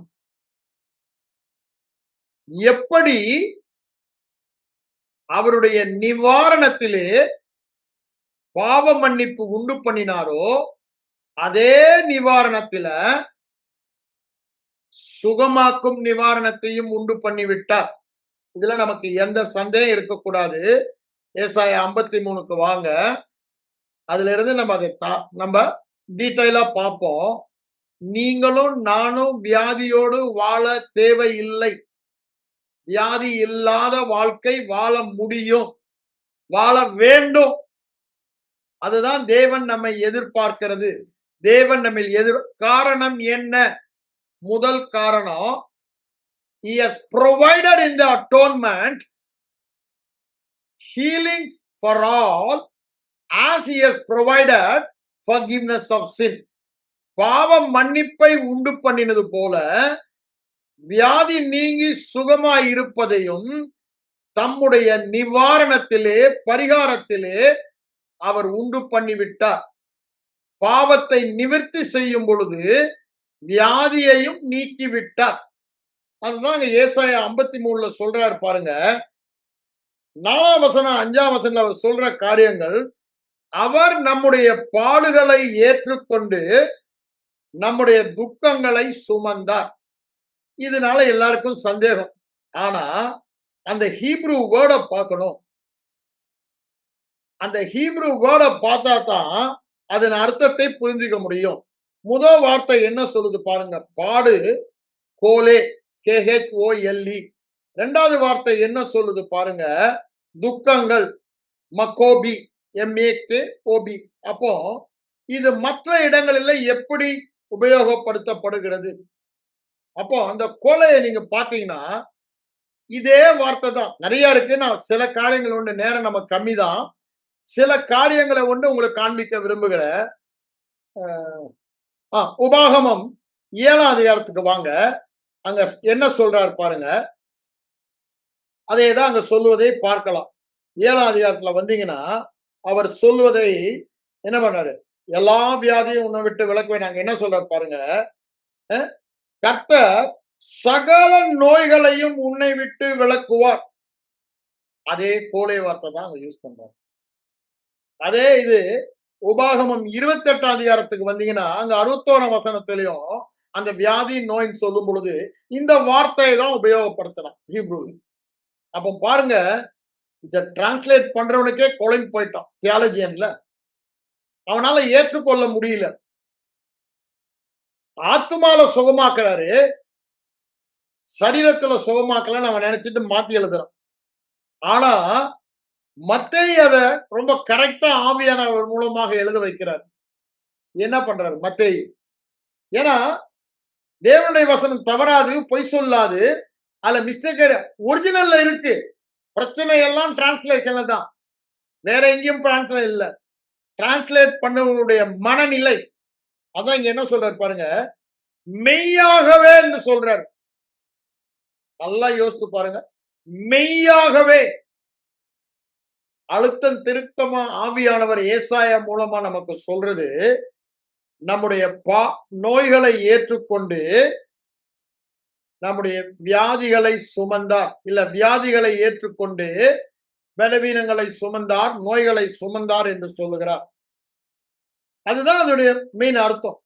ஆனா 6ஆம் வசனத்துக்கு பாருங்க. நாம் எல்லோரும் ஆடுகளைப் போல வழி தப்பி தெரிந்து அவனவன் போனோம், நம்முடைய அக்கிரமத்தை கர்த்தர் அவர் மேல் விழ பண்ணினார். இதை எல்லாருமே விசுவாசிக்கிறோம், அப்படிதானே? அப்புறம் 10ஆம் வசனத்துக்கு பாருங்க. அங்க பாடுகளுக்கு உட்படுத்தின்றது இதேதான். வியாதிக்கு உட்படுத்தி அவருடைய ஆத்தும குற்ற நிவாரண பலியாக பாவத்துக்கு நிவாரணமாக ஒப்பு கொடுக்கும் போது அவர் அவருடைய கையினால் வாய்க்கும் என்று அதுக்கு ஒரு சந்தோஷம் இருந்தது அவருக்கு. 11 வரும்போது என்ன சொல்றார் பாருங்க. அநேகர்களை நீதிமான்களாக்குவார், அவருடைய அக்கிரமங்களை பாவங்களை தாமே ஏற்றுக்கொண்டார். 12ஆம் வசனம் வரும்போது அவங்க பாவத்தை தாமே சுமந்தார். இதெல்லாம் மனுஷன் ஏற்றுக்கொள்ளுகிறான். யார்? இந்த விசுவாசி. அப்புறம் அது ஏற்றுக்கொண்டனால தானே ரட்சிக்கப்பட்டான். ஆனா இதே தீர்க்க தரிசனம் மேசியா வரும்போது என்ன செய்வார், என்ன நடக்கும் என்று 800 ஆண்டுகளுக்கு முன்பாக இவர் தீர்க்க தரிசனமா சொல்றாரு. அதிக உறுதியான தீர்க்க தரிசன வசனம். அவர் சொன்னத அங்க பேதுரு 1 பேதுரு 2:24 எழுதுவதை பார்க்கிறோம். மத்தேயு 8:17 எழுதுவதை நம்ம பார்க்கிறோம். இங்க என்ன சொல்றாரு பாருங்க. ரொம்ப தெளிவா சொல்றாரு. அதுவும் இல்லாம 5ஆம் வசனத்துல பாருங்க. அவர் காயப்பட்டார், அவர் நொறுக்கப்பட்டார், நமக்கு சுகத்தை உண்டும் தண்டனை அவர் மேல் வந்தது, அவருடைய காயங்களால் நாம் குணமாகிறோம். எல்லாமே எதற்கு தான் அவர் அந்த பாடுகளை பட்டாரு? நம்மை குணமாக்க, அததான் சொல்லி முடிக்கிறாரு. அந்த காயங்களால் குணமாட்டோம். அவர் காயப்பட்டது, அவர் நொறுக்கப்பட்டது, நமக்கு சுகத்தை உண்டாக்கும் தண்டனை, ஆக்கின தண்டனை அவர் மேல் வந்ததெல்லாம் காரணம் நம்மை சுகமாக்க. இதை நம்ம ஏற்றுக்கொள்ள மாட்டோம்னா சரியாங்க? இதை நம்ம ஏற்றுக்கொள்ள மாட்டோம்னு சொல்ல முடியுமா? ஐயா, பாவத்தின் நிமித்தம் தான் வியாதி. அதுதான் அங்க சொல்றாரு. மீறுதல்களின் நிமித்தம் அந்த தண்டனைய அவரே செலுத்திட்டாரு. அதனாலதான் சொல்றாரு, அந்த தண்டனையை அவர் சுமந்து விட்டார், அந்த தண்டனையை ஏற்றுக்கொண்டார். நான் ஏங்க சுமக்கணும்? எல்லாம் பாடுறோம் நம்ம எல்லாம். இயேசு சுமந்து விட்டாரே, நான் சுமக்க தேவை இல்லைன்னு பாடுறோம். ஃபாதர் பாட்டம் நல்லா பாடுறோம் சபையில, இல்லைன்னு சொல்லல. ஆனா பிராக்டிக்கலா வரும்போது இந்த நாவனாலதான் பாடுறோம், அது இருதயத்துல இல்லவே இல்லை. நான் சொன்னல, என்னுடைய சாட்சி அந்த பயில் சொல்லும்போது, அந்த பையன்கிட்ட பேசும்போது என் இருதயத்துல இருந்து பேசல, என் மூளை அறிவில் இருந்து பேசுனேன்னு சொன்னேன். அதுதான் இந்த பிரச்சனையே இன்னைக்கு. நானும் அந்த பாட்டை ஒரு நாள் கேட்கும்போது, இந்த விசுவாச போதனை எல்லாம் தெரியறதுக்கு முன்னாலேயே சுகத்தை பெற்றதுக்கு காரணம், இந்த இயேசு சுமந்து விட்டாரே, நான் சுமக்க தேவையில்லை. அதான் சொல்றாரு. நான் சுகமானேன், நான் சுகமானேன் பாடல்லையும் அதுதான் சொல்றாரு. இயேசு சுமந்த பின் நான் ஏன் சுமக்க வேண்டும், நான் ஏன் சுமக்க, அந்த எண்ணம் தாங்க நமக்கு இருக்கணும் தேவ வார்த்தையை குறித்து. இந்த வார்த்தை சொல்லுது, இயேசு பாவத்தை சுமந்தது போல என் வியாதியையும் சுமந்தார். அப்ப தேவ சித்தம் என்னங்க? சுகமாய் வாழ்வது, வியாதி இல்லாமல் வாழ்வது. அப்போ இந்த நிவாரணம் எனக்கு பாவம் நீங்குவதற்கு மாத்திரம் அவருடைய மரணம் உயிர்த்தெழுதல் என்ற சுவிசேஷம் அல்ல, வியாதி நீங்குவதும் அந்த சுவிசேஷத்தில் இருக்கு. அதுதான் பரிபூர்ண சுவிசேஷம் சொல்றோம். இதுல எந்த சந்தேகமே நமக்கு இருக்கக்கூடாது. எப்படி என் பாவங்கள் மன்னிக்கப்பட்டதோ அப்படியே என் வியாதியும் நீக்கப்பட்டது. இது வேதம் சொல்லும் தேவ வார்த்தையின் சத்தியம். அதுல உறுதியா இருக்கணும். எப்படி என் பாவம் மன்னிக்கப்பட்டத ஐம்புலன் அறிவினால் அறியாமல் தேவ வார்த்தையை மாத்திரம் சார்ந்து விசுவாசம் என்ற ஒரே காரணத்தினால எவ்வளவு பாவம் செய்திருந்தாலும் மன்னிக்கப்பட்டு தேவனுடைய பிள்ளையா மாறணும். அதே மாதிரி எப்பேற்பட்ட வியாதியா இருந்தாலும் வேத வார்த்தை சொல்லுகிற ஒரே காரணத்தை, வேத வார்த்தையை விசுவாசிக்கிறபடினால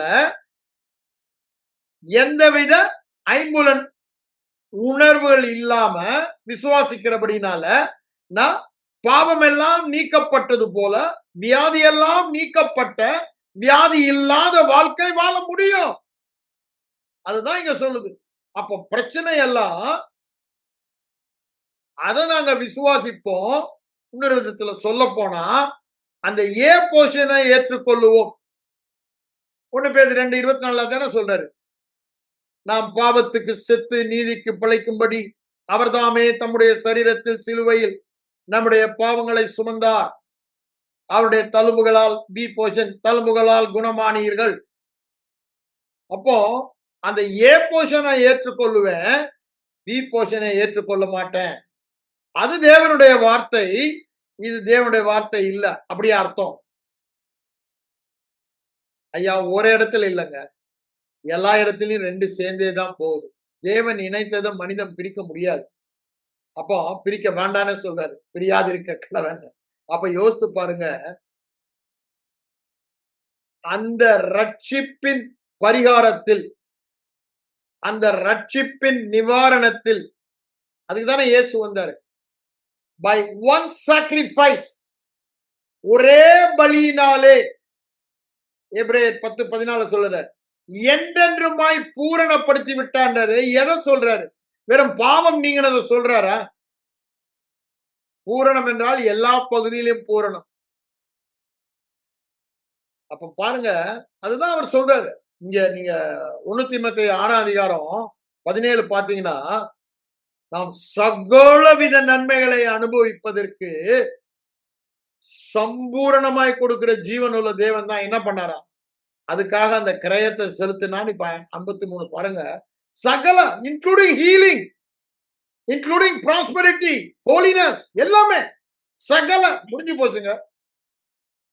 சகல ஆசீர்வாதத்தினாலும் ஆசீர்வதித்து இருக்கிறார்.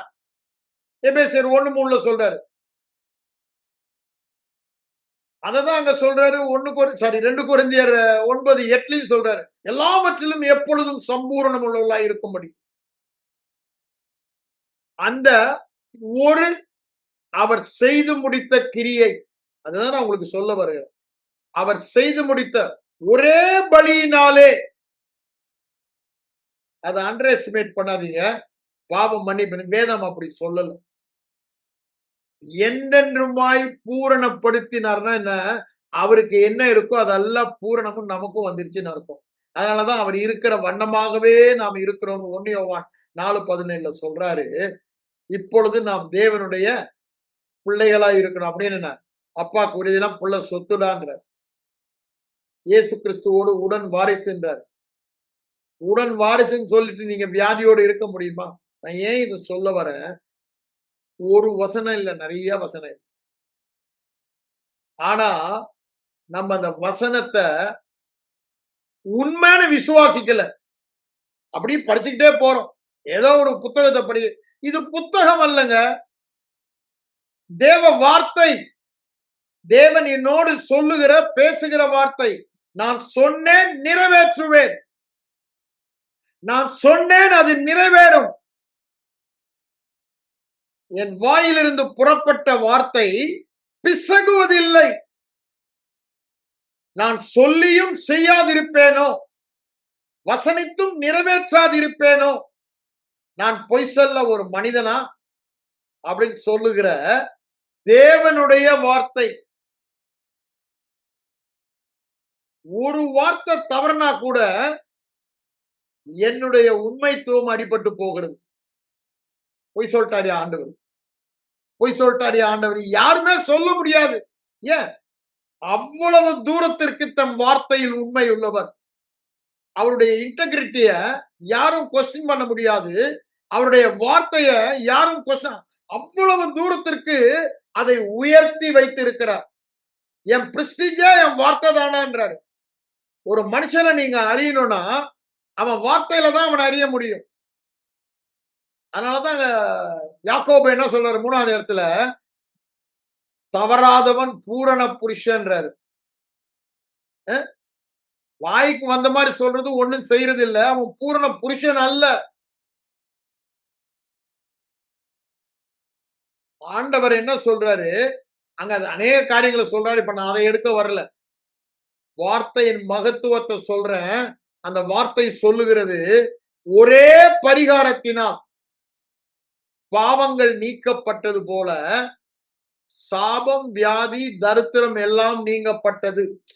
அதுதான் அந்த பரிகாரத்தில் சொல்லப்பட்டது. பை த சப்ஸ்டிடியூஷன், எனக்கு பதிலாக கிறிஸ்து பாவமானபடியினால் நான் நீதிமானாக்கப்பட்டேன்.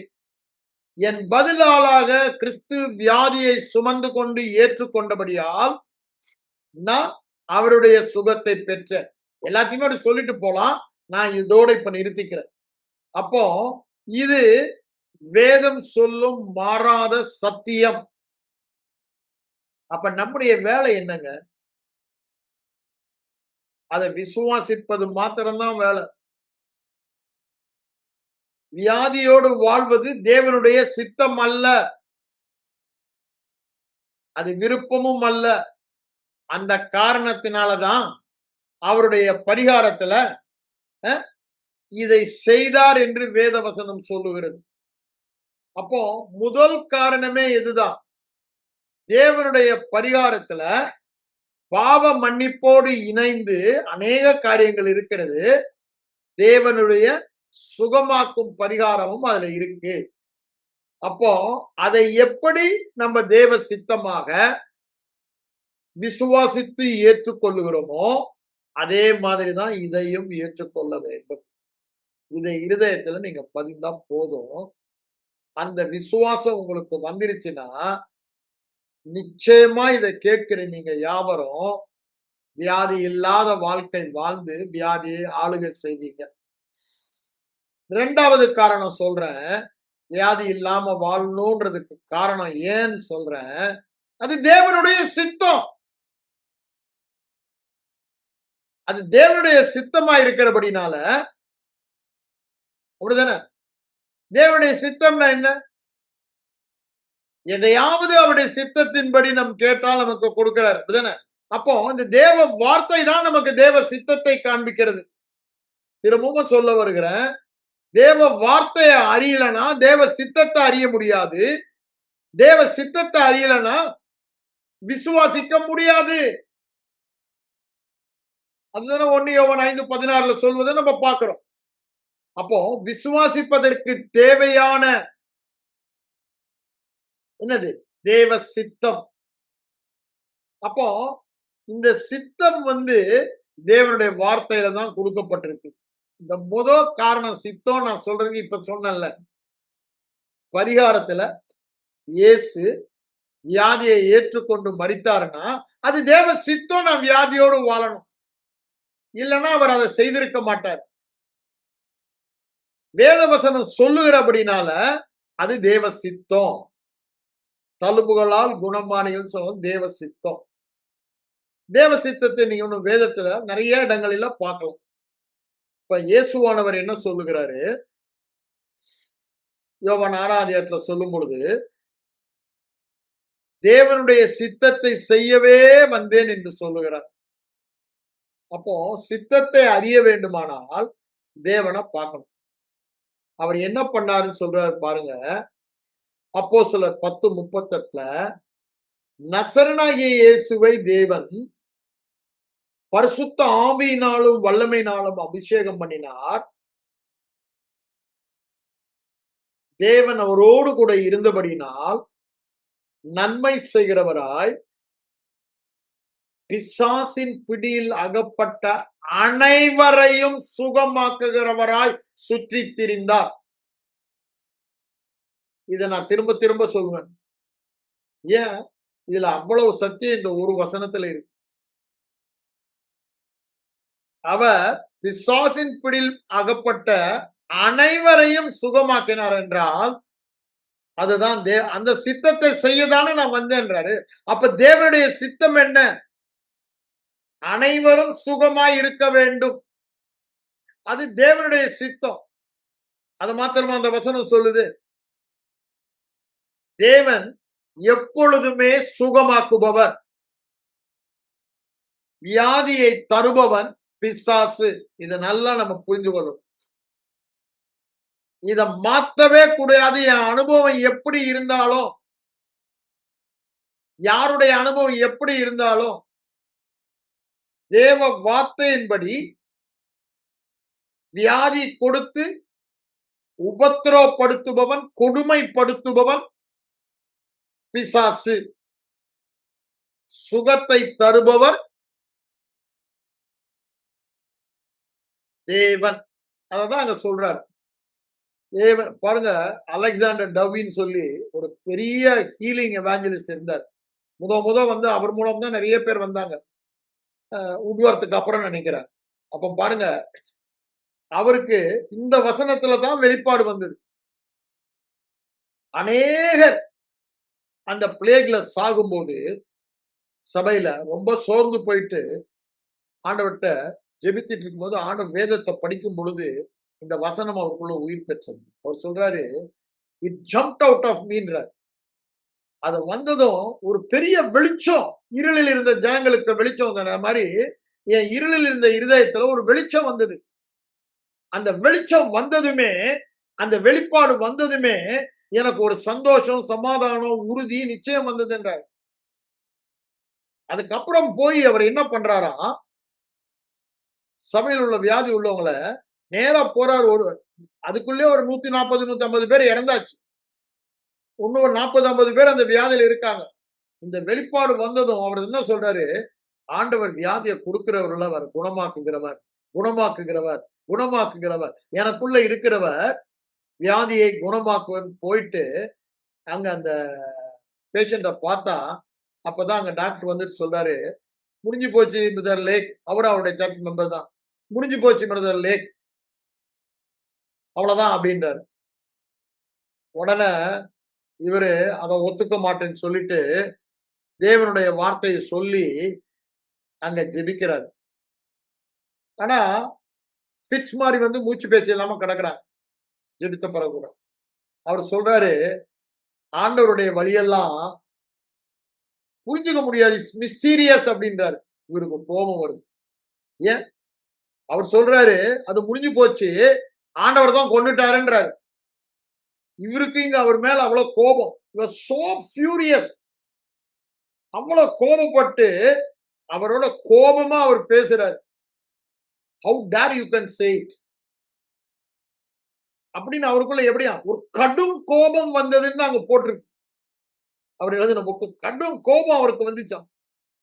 How dare you say it, it's a work of the devil. இப்பதான் வெளிப்பாடு பெற்று அப்படி துள்ளி குதிச்சு வராரு. இந்த கொடுத்தவன் அவன் சுகமாக்குற ஆண்டவர் எனக்குள்ள இருக்காரு, நான் சுகமாக்க முடியும், சுகமாக்குவதுதான் தேவனுடைய சித்தம் தெரிந்து கொண்டு துள்ளி குதித்து வராரு. அவங்கிட்ட போய் இவர் சொல்றாரு டாக்டர், அவ்வளவுதான் தேவ சித்தம் முடிஞ்சு போச்சு. இன்னைக்கு அப்படித்தான் சபையில எல்லாமே நடக்குது. ஆண்டவருடைய சித்தங்க, ஆண்டவருடைய நேரம் வந்துருச்சு, ஆண்டவர் எடுத்துட்டார். அப்படியே சாரம் இல்லாத சாந்த பூசுறாங்க. ஐயா, வியாதியோடு வாழ்வது தேவ சித்தம் அல்ல, வியாதியோடு மரிப்பது தேவ சித்தம் அல்ல.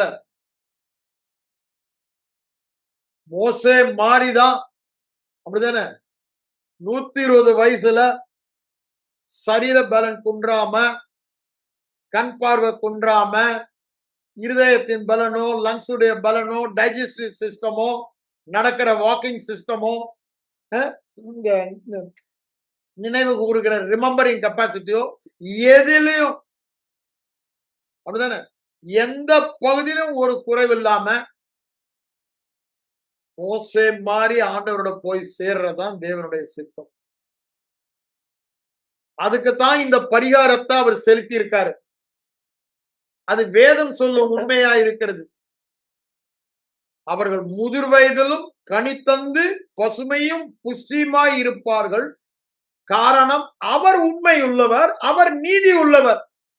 வேற நாள்ல அவர், ஏன்னா சொன்னவர் நீதி உள்ளவர், அவருடைய வார்த்தை நீதியான வார்த்தை, அவருடைய வார்த்தை உண்மையான வார்த்தை.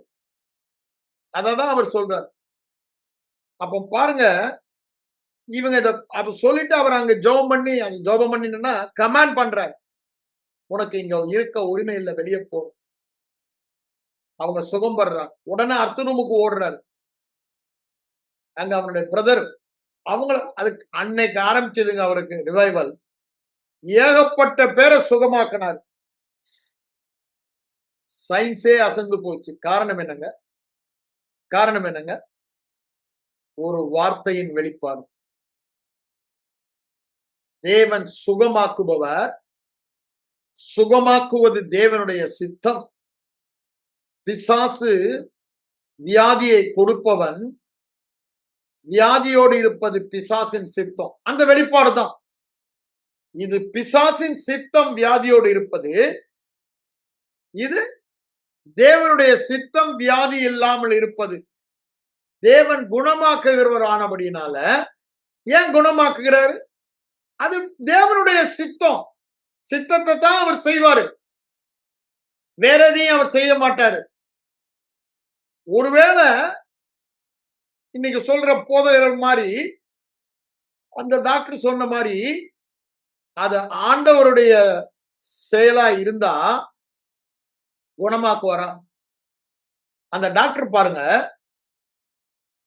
பிசாசு தான் கொன்னுட்டான்றத ஆண்டவருடைய வழியை அவர் கொன்னுட்டாருன்றான். செத்துட்டாருன்றான். ஆண்டவர் அவரை எடுத்துக்கிட்டாருன்றான். ஆண்டவர் வேணும் அவரை எடுத்துக்கிட்டாருன்னு சொல்றோம். ஆனா அப்ப ஏன் வைத்தியம் பண்றான்? தேவ சித்தம் அவன் வியாதியில சானா சித்தத்துக்கு விரோதமா நீ ஏன் போய் வைத்தியம் பண்ற? அதுவே கான்ட்ராடிக்டா இருக்குல்ல. இன்னைக்கு விசுவாசிகளே அப்படிதான். தேவ சித்தம்னு சொல்லிக்குவாங்க. ஆனா டாக்டர்கிட்ட போய் வைத்தியமும் பண்ணிக்குவாங்க. அப்ப தேவ சித்தத்துக்கு அகைன்ஸ்டா நீங்க கிரியை செய்றீங்களா? தேவ சித்தம் தானே நம்மள செய்ய சொல்லி இருக்காரு. அவருடைய சித்தத்தின்படி செய்கிறவனேன்னு தானே சொல்றாரு. என்னை நோக்கி கத்தாவே கத்தாவேன்னு சொல்றவன் இல்லப்பா. அவருடைய சித்தம் என்ன? சுகத்தில் வாழ்வது அவருடைய சித்தம். பாவங்கள் மன்னிக்கப்பட்ட நீதிமானாய் வாழ்வது அவருடைய சித்தம். தரித்திரம் இல்லாம, குறைவு இல்லாம, நிறைவுல, ஐஸ்வர்யத்துல வாழ்வது அவருடைய சித்தம். ஏன்? அதுதான் வேத வசனம் சொல்லுது. அதற்கு தான் அவர் பரிகாரம் செலுத்தினாரு. So it very clearly shows it is God's will. வேதம் முழுவதுமா பாருங்க. எல்லா இடத்திலையும் எல்லாரையும் சுகமாக்கினார். அதான் திரும்ப திரும்ப சொல்லுகிற சத்தியமான. அப்ப நேரம் ஆயிட்டனால அதை எடுத்து உங்களுக்கு வாசிக்கல. நீங்களே எடுத்து பாருங்க. He healed them all. ஒருவேளை அது தேவனுடைய சித்தம் இல்லாது இருந்தா அப்ப இயேசு என்ன பண்றாரு? பிசாசின் சித்தத்தை செய்கிறார் குணமாக்கும் போது. அதுக்கு அவர் வந்தாரு. பிசாசின் சித்தத்தை செய்ய அசுத்த ஆவிகள், the spirit of infirmity அப்படிதான் சொல்றாரு. பலவீனப்படுத்தும் ஆவி, ஊமையும் செவிடுமான ஆவி, அது மாதிரி நிறைய அங்க நம்ம சொல்வதை பார்க்கிறோம். அந்த தகப்பனுக்கு வந்த என்ன அவனுக்கு ஃபிட் வந்த ஆவி, அந்த ஆவி அவர் கடிந்து கொள்கிறார். அப்ப பாருங்க எல்லாமே ஆவி அவனுடைய வகையறாக்கள் செய்கிறது தான். அதை என்ன பண்ணிட்டாங்க? அநியாயமா ஆண்டவர் செய்யறதா இவங்க எடுத்துக்கொண்டாங்க. ஏன்? தங்க அனுபவத்தினால வேத வசனத்தை மாற்றி விட்டார்கள், செல்லாத காசாக்கி விட்டார்கள், உபயோகம் இல்லாத ஆக்கி விட்டாங்க. அதனாலதான் திரும்ப திரும்ப சொல்றேன், வேத வார்த்தையை வைத்து உங்கள் அனுபவத்தை மாற்றுங்க. அனுபவத்தை வைத்து வேத வார்த்தை ஒருபோதும் மாற்றாதீங்க. இன்னைக்கு அதுதான் ஆயிடுச்சு. பாரம்பரியம் சபையில வந்தது வியாதியோடு வாழற காரணம் தான். பாருங்க, இந்த சுகமாக்கும் சத்தியம் போதிக்கப்படவே இல்லை. அதுக்கு விரோதமாக பிசாசு எல்லா காரியங்களையும் கொண்டாந்தனால அது இன்றைய வரைக்கும் போதிக்கல. இன்றைய வரைக்கும் பெரிய பெரிய போதல் கேளுங்க. அவர் சந்திரசிங் சொல்லுவாருங்க, அது இன்னாரு சொல்லுவாருங்க, இருக்கட்டுங்க. ஆனா யாரு உன் அனுபவத்தை பாருமா தம்பி, உன் அனுபவமே உனக்கு சொல்லலையான்னு. நான் திருப்பி கேட்கிறேன், நீங்க ரட்சிக்கப்பட்டேன்னு சொல்றீங்களே, பாவம் செய்யாத வாழ்க்கை வாழ்றீங்களா? உங்க அனுபவத்தை கொஞ்சம் பாருங்க பிரதர். பாவம் எல்லாம் மன்னிக்கப்பட்ட நீதிமான் பரலோகம் போவன்னு சொல்றீங்களே, கொஞ்சம் உங்க அனுபவத்தை பாருங்க. நானும் திருப்பி கேட்கலாம். ஆனா அனுபவம் என்னவா இருந்தாலும் வேத வசனம் சத்தியம். அந்த இடத்துக்கு வந்துட்டோம்னா சத்தியம் அனுபவம் ஆகும். நம்முடைய வேலையே சத்தியத்தை அனுபவமாக்குவதுதான் நம்முடைய வேலை. அதுக்குதான் விசுவாசம்ன்றாரு. விசுவாசம் இல்லாமல் கேட்டபடினால் அது அனுபவமாகவில்லை. காலேபுக்கு யோசுவாவுக்கு தான் அனுபவம் ஆச்சு. நீ சோந்தரிப்பாய் ஆண்டவர் சொல்லிட்டாரு, கொடுத்தேன்னு சொல்லிட்டாரு கானான. அவங்க 2 பேரும் அதை விசுவாசத்தபடினால அவங்க 2 பேர் தாங்க போறாங்க. அத்தனை லட்சம் 6 லட்சம் புருஷர்கள் மத்தியில. மீதி எல்லாம் அவங்க 21 வயசு கீழே இருந்தவங்க தான் மெச்சூர் ஆகி அவங்க போறாங்க. உங்க சந்ததி அவங்க யாரும் போல. ஒரே காரணம் அவங்க என்ன சொல்றாங்க? எபிரேயர் 4:2 விசுவாசம். அப்ப பாருங்க, உங்களுக்கும் வாக்கு தத்துவம், எனக்கும் வாக்கு தத்துவம், மறுபடியும் பிறந்த எல்லாருக்கும் வாக்கு தத்துவம். அது ஆமேன் என்றும் ஆமேன் என்று இருக்கிறது. வாக்கு தத்தங்கள் எல்லாம் தேவனுடைய சித்தத்தை காண்பிக்கிறது. தேவன் நமக்கு என்ன இலவசமாக கொடுத்தார், இல்ல வேறு விதத்துல சொல்ல போனா அவர் என்ன செய்து முடித்தார், சிலுவையில் செய்து முடித்து நமக்கு என்ன கொடுத்திருக்கிறார், கிரயம் செலுத்தி வாங்கி நமக்கு என்ன கொடுத்திருக்கிறார். அதுதாங்க சுவிசேஷம். அதுதாங்க நல்ல செய்தி. ஆனா இந்த நல்ல செய்தியை எவ்வளவுதான் விவரித்து சொன்னாலும் இந்த மூல அறிவினால இன்டலெக்சுவல் மைண்ட்ல அதை புரிந்து கொள்ள முடியாது. அதுதான் இந்த பிரச்சனையே இன்னைக்கு. அத மூல அறிவினாலதான் புரியாம அதை ஏற்றுக்கொள்ள மாட்டேன்றாங்க. ஆனா வேதம் முழுவதுமா பாருங்க, இயேசுவானுடைய வாழ்க்கையை நான் நேற்று சொன்னேன், இன்னைக்கும் சொல்றேன். அவருடைய வாழ்க்கை எல்லாம் சுகமாக்க ஊழியம் தான் பிரடாமனண்டா. ஒண்ணு அவர் சுகமாக்க போயிட்டு இருப்பாரு, இல்ல சுகமாக்கி திரும்பி கொண்டிருப்பார் அப்படின்னு ஒரு பக்தர் சொன்னார். அப்ப பாருங்க, த்ரூ அவுட் த பைபிள் ஆரம்பம் முதல் முடிவு வரை கெத்செமனே வரைக்கும் சுகமாக்க. ஏன்? அது தேவனுடைய சித்தம், நன்மையும் பிரியமுமான பூரணமான சித்தம். அதனாலதான் டாப் பிரியாரிட்டி கொடுக்கிறாரு. மற்ற மத தலைவர் சொல்றாங்க, ஐயா நீ சோகமாக்கிக்க, உன்னை வானான்னு சொல்லல, இன்னைக்கு ஓய்வு நாள் விட்டுடு, ஒரு நாள் கழிச்சு வந்து பண்ணா என்னடா அவசரம்ன்றாங்க. அவர் என்ன சொல்றாரு, அது ஒரு வினாடி கூட என்னால சகிக்க முடியாது. ஏன்?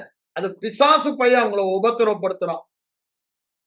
அந்த அந்த எதிரி எப்படி பாவத்தை நான் பார்க்கிறேனோ அதே மாதிரி தான் வியாதியை நான் பார்க்கிறேன்றார்.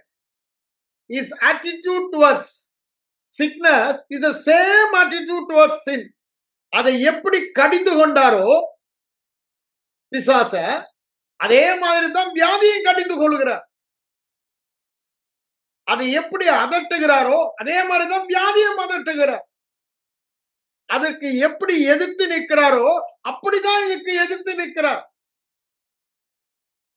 பிசாசை எதிர்ப்பது போலவே வியாதியையும் எதிர்க்கிறாரு. அதனாலதான் சொல்றாரு, அவனுக்கு எதிர்த்து நில்லுங்கள். அப்போ வியாதிக்கு நம்ம எதிர்த்து நிக்கணும். ஃபார் எக்ஸாம்பிள், இப்ப அறிகுறி தெரியுது, உடனே நம்ம என்ன பண்ணணும்? ஐயோ இப்படி தெரியுது, இது இப்படி இருக்குமா அப்படி இருக்குமா, இந்த டாக்டர்கிட்ட போலாமா அந்த டாக்டர்கிட்ட போலாமா, இந்த மருந்தை சாப்பிடலாமா, ஆட்டோமேட்டிக்கா மனித எண்ணத்தில் வரதா நான் தவறுன்னு சொல்ல வரல. ஆனா அதை தான் மாற்ற சொல்ற. உன் வழி என் வழி இல்லடா, என் வழிக்கு நீ வந்துடுறான்ற. அது சாதாரண வழி இல்லடா, உன்னதமான வானத்துக்கும் பூமிக்கும் உள்ள மாதிரி பெரிய வழி. இதுக்கு வந்துட்டீங்கன்னா உன் வாழ்க்கை சாதாரணமா இருக்காது. தேவனாக நீ பூமியில வாழ்வ, தேவ ராஜ்யத்தை பூமியில நீ வாழ்வன்னு சொல்ற. அதுதான் விசுவாச வழி என்று சொல்லுவோம். அப்ப இங்க என்ன சொல்லுகிறார் பாருங்க, நன்றாக நம்ம அதை அறியணும். அவர் செய்து முடித்ததை தேவ சித்தம் என்று நாம் எடுத்துக்கொள்ளணும். அவர் செய்து முடித்தது தேவ சித்தம் சிலுவையில, அப்படித்தானே? அது தேவ சித்தம் இல்லைன்னா அது தேவன் செய்ய அவர் அனுமதிப்பாரா, இல்ல அதுக்காக அனுப்பியிருப்பாரா? சுகமாக்குவது தேவ சித்தம், சுகமாக வாழ்வது தேவ சித்தம்.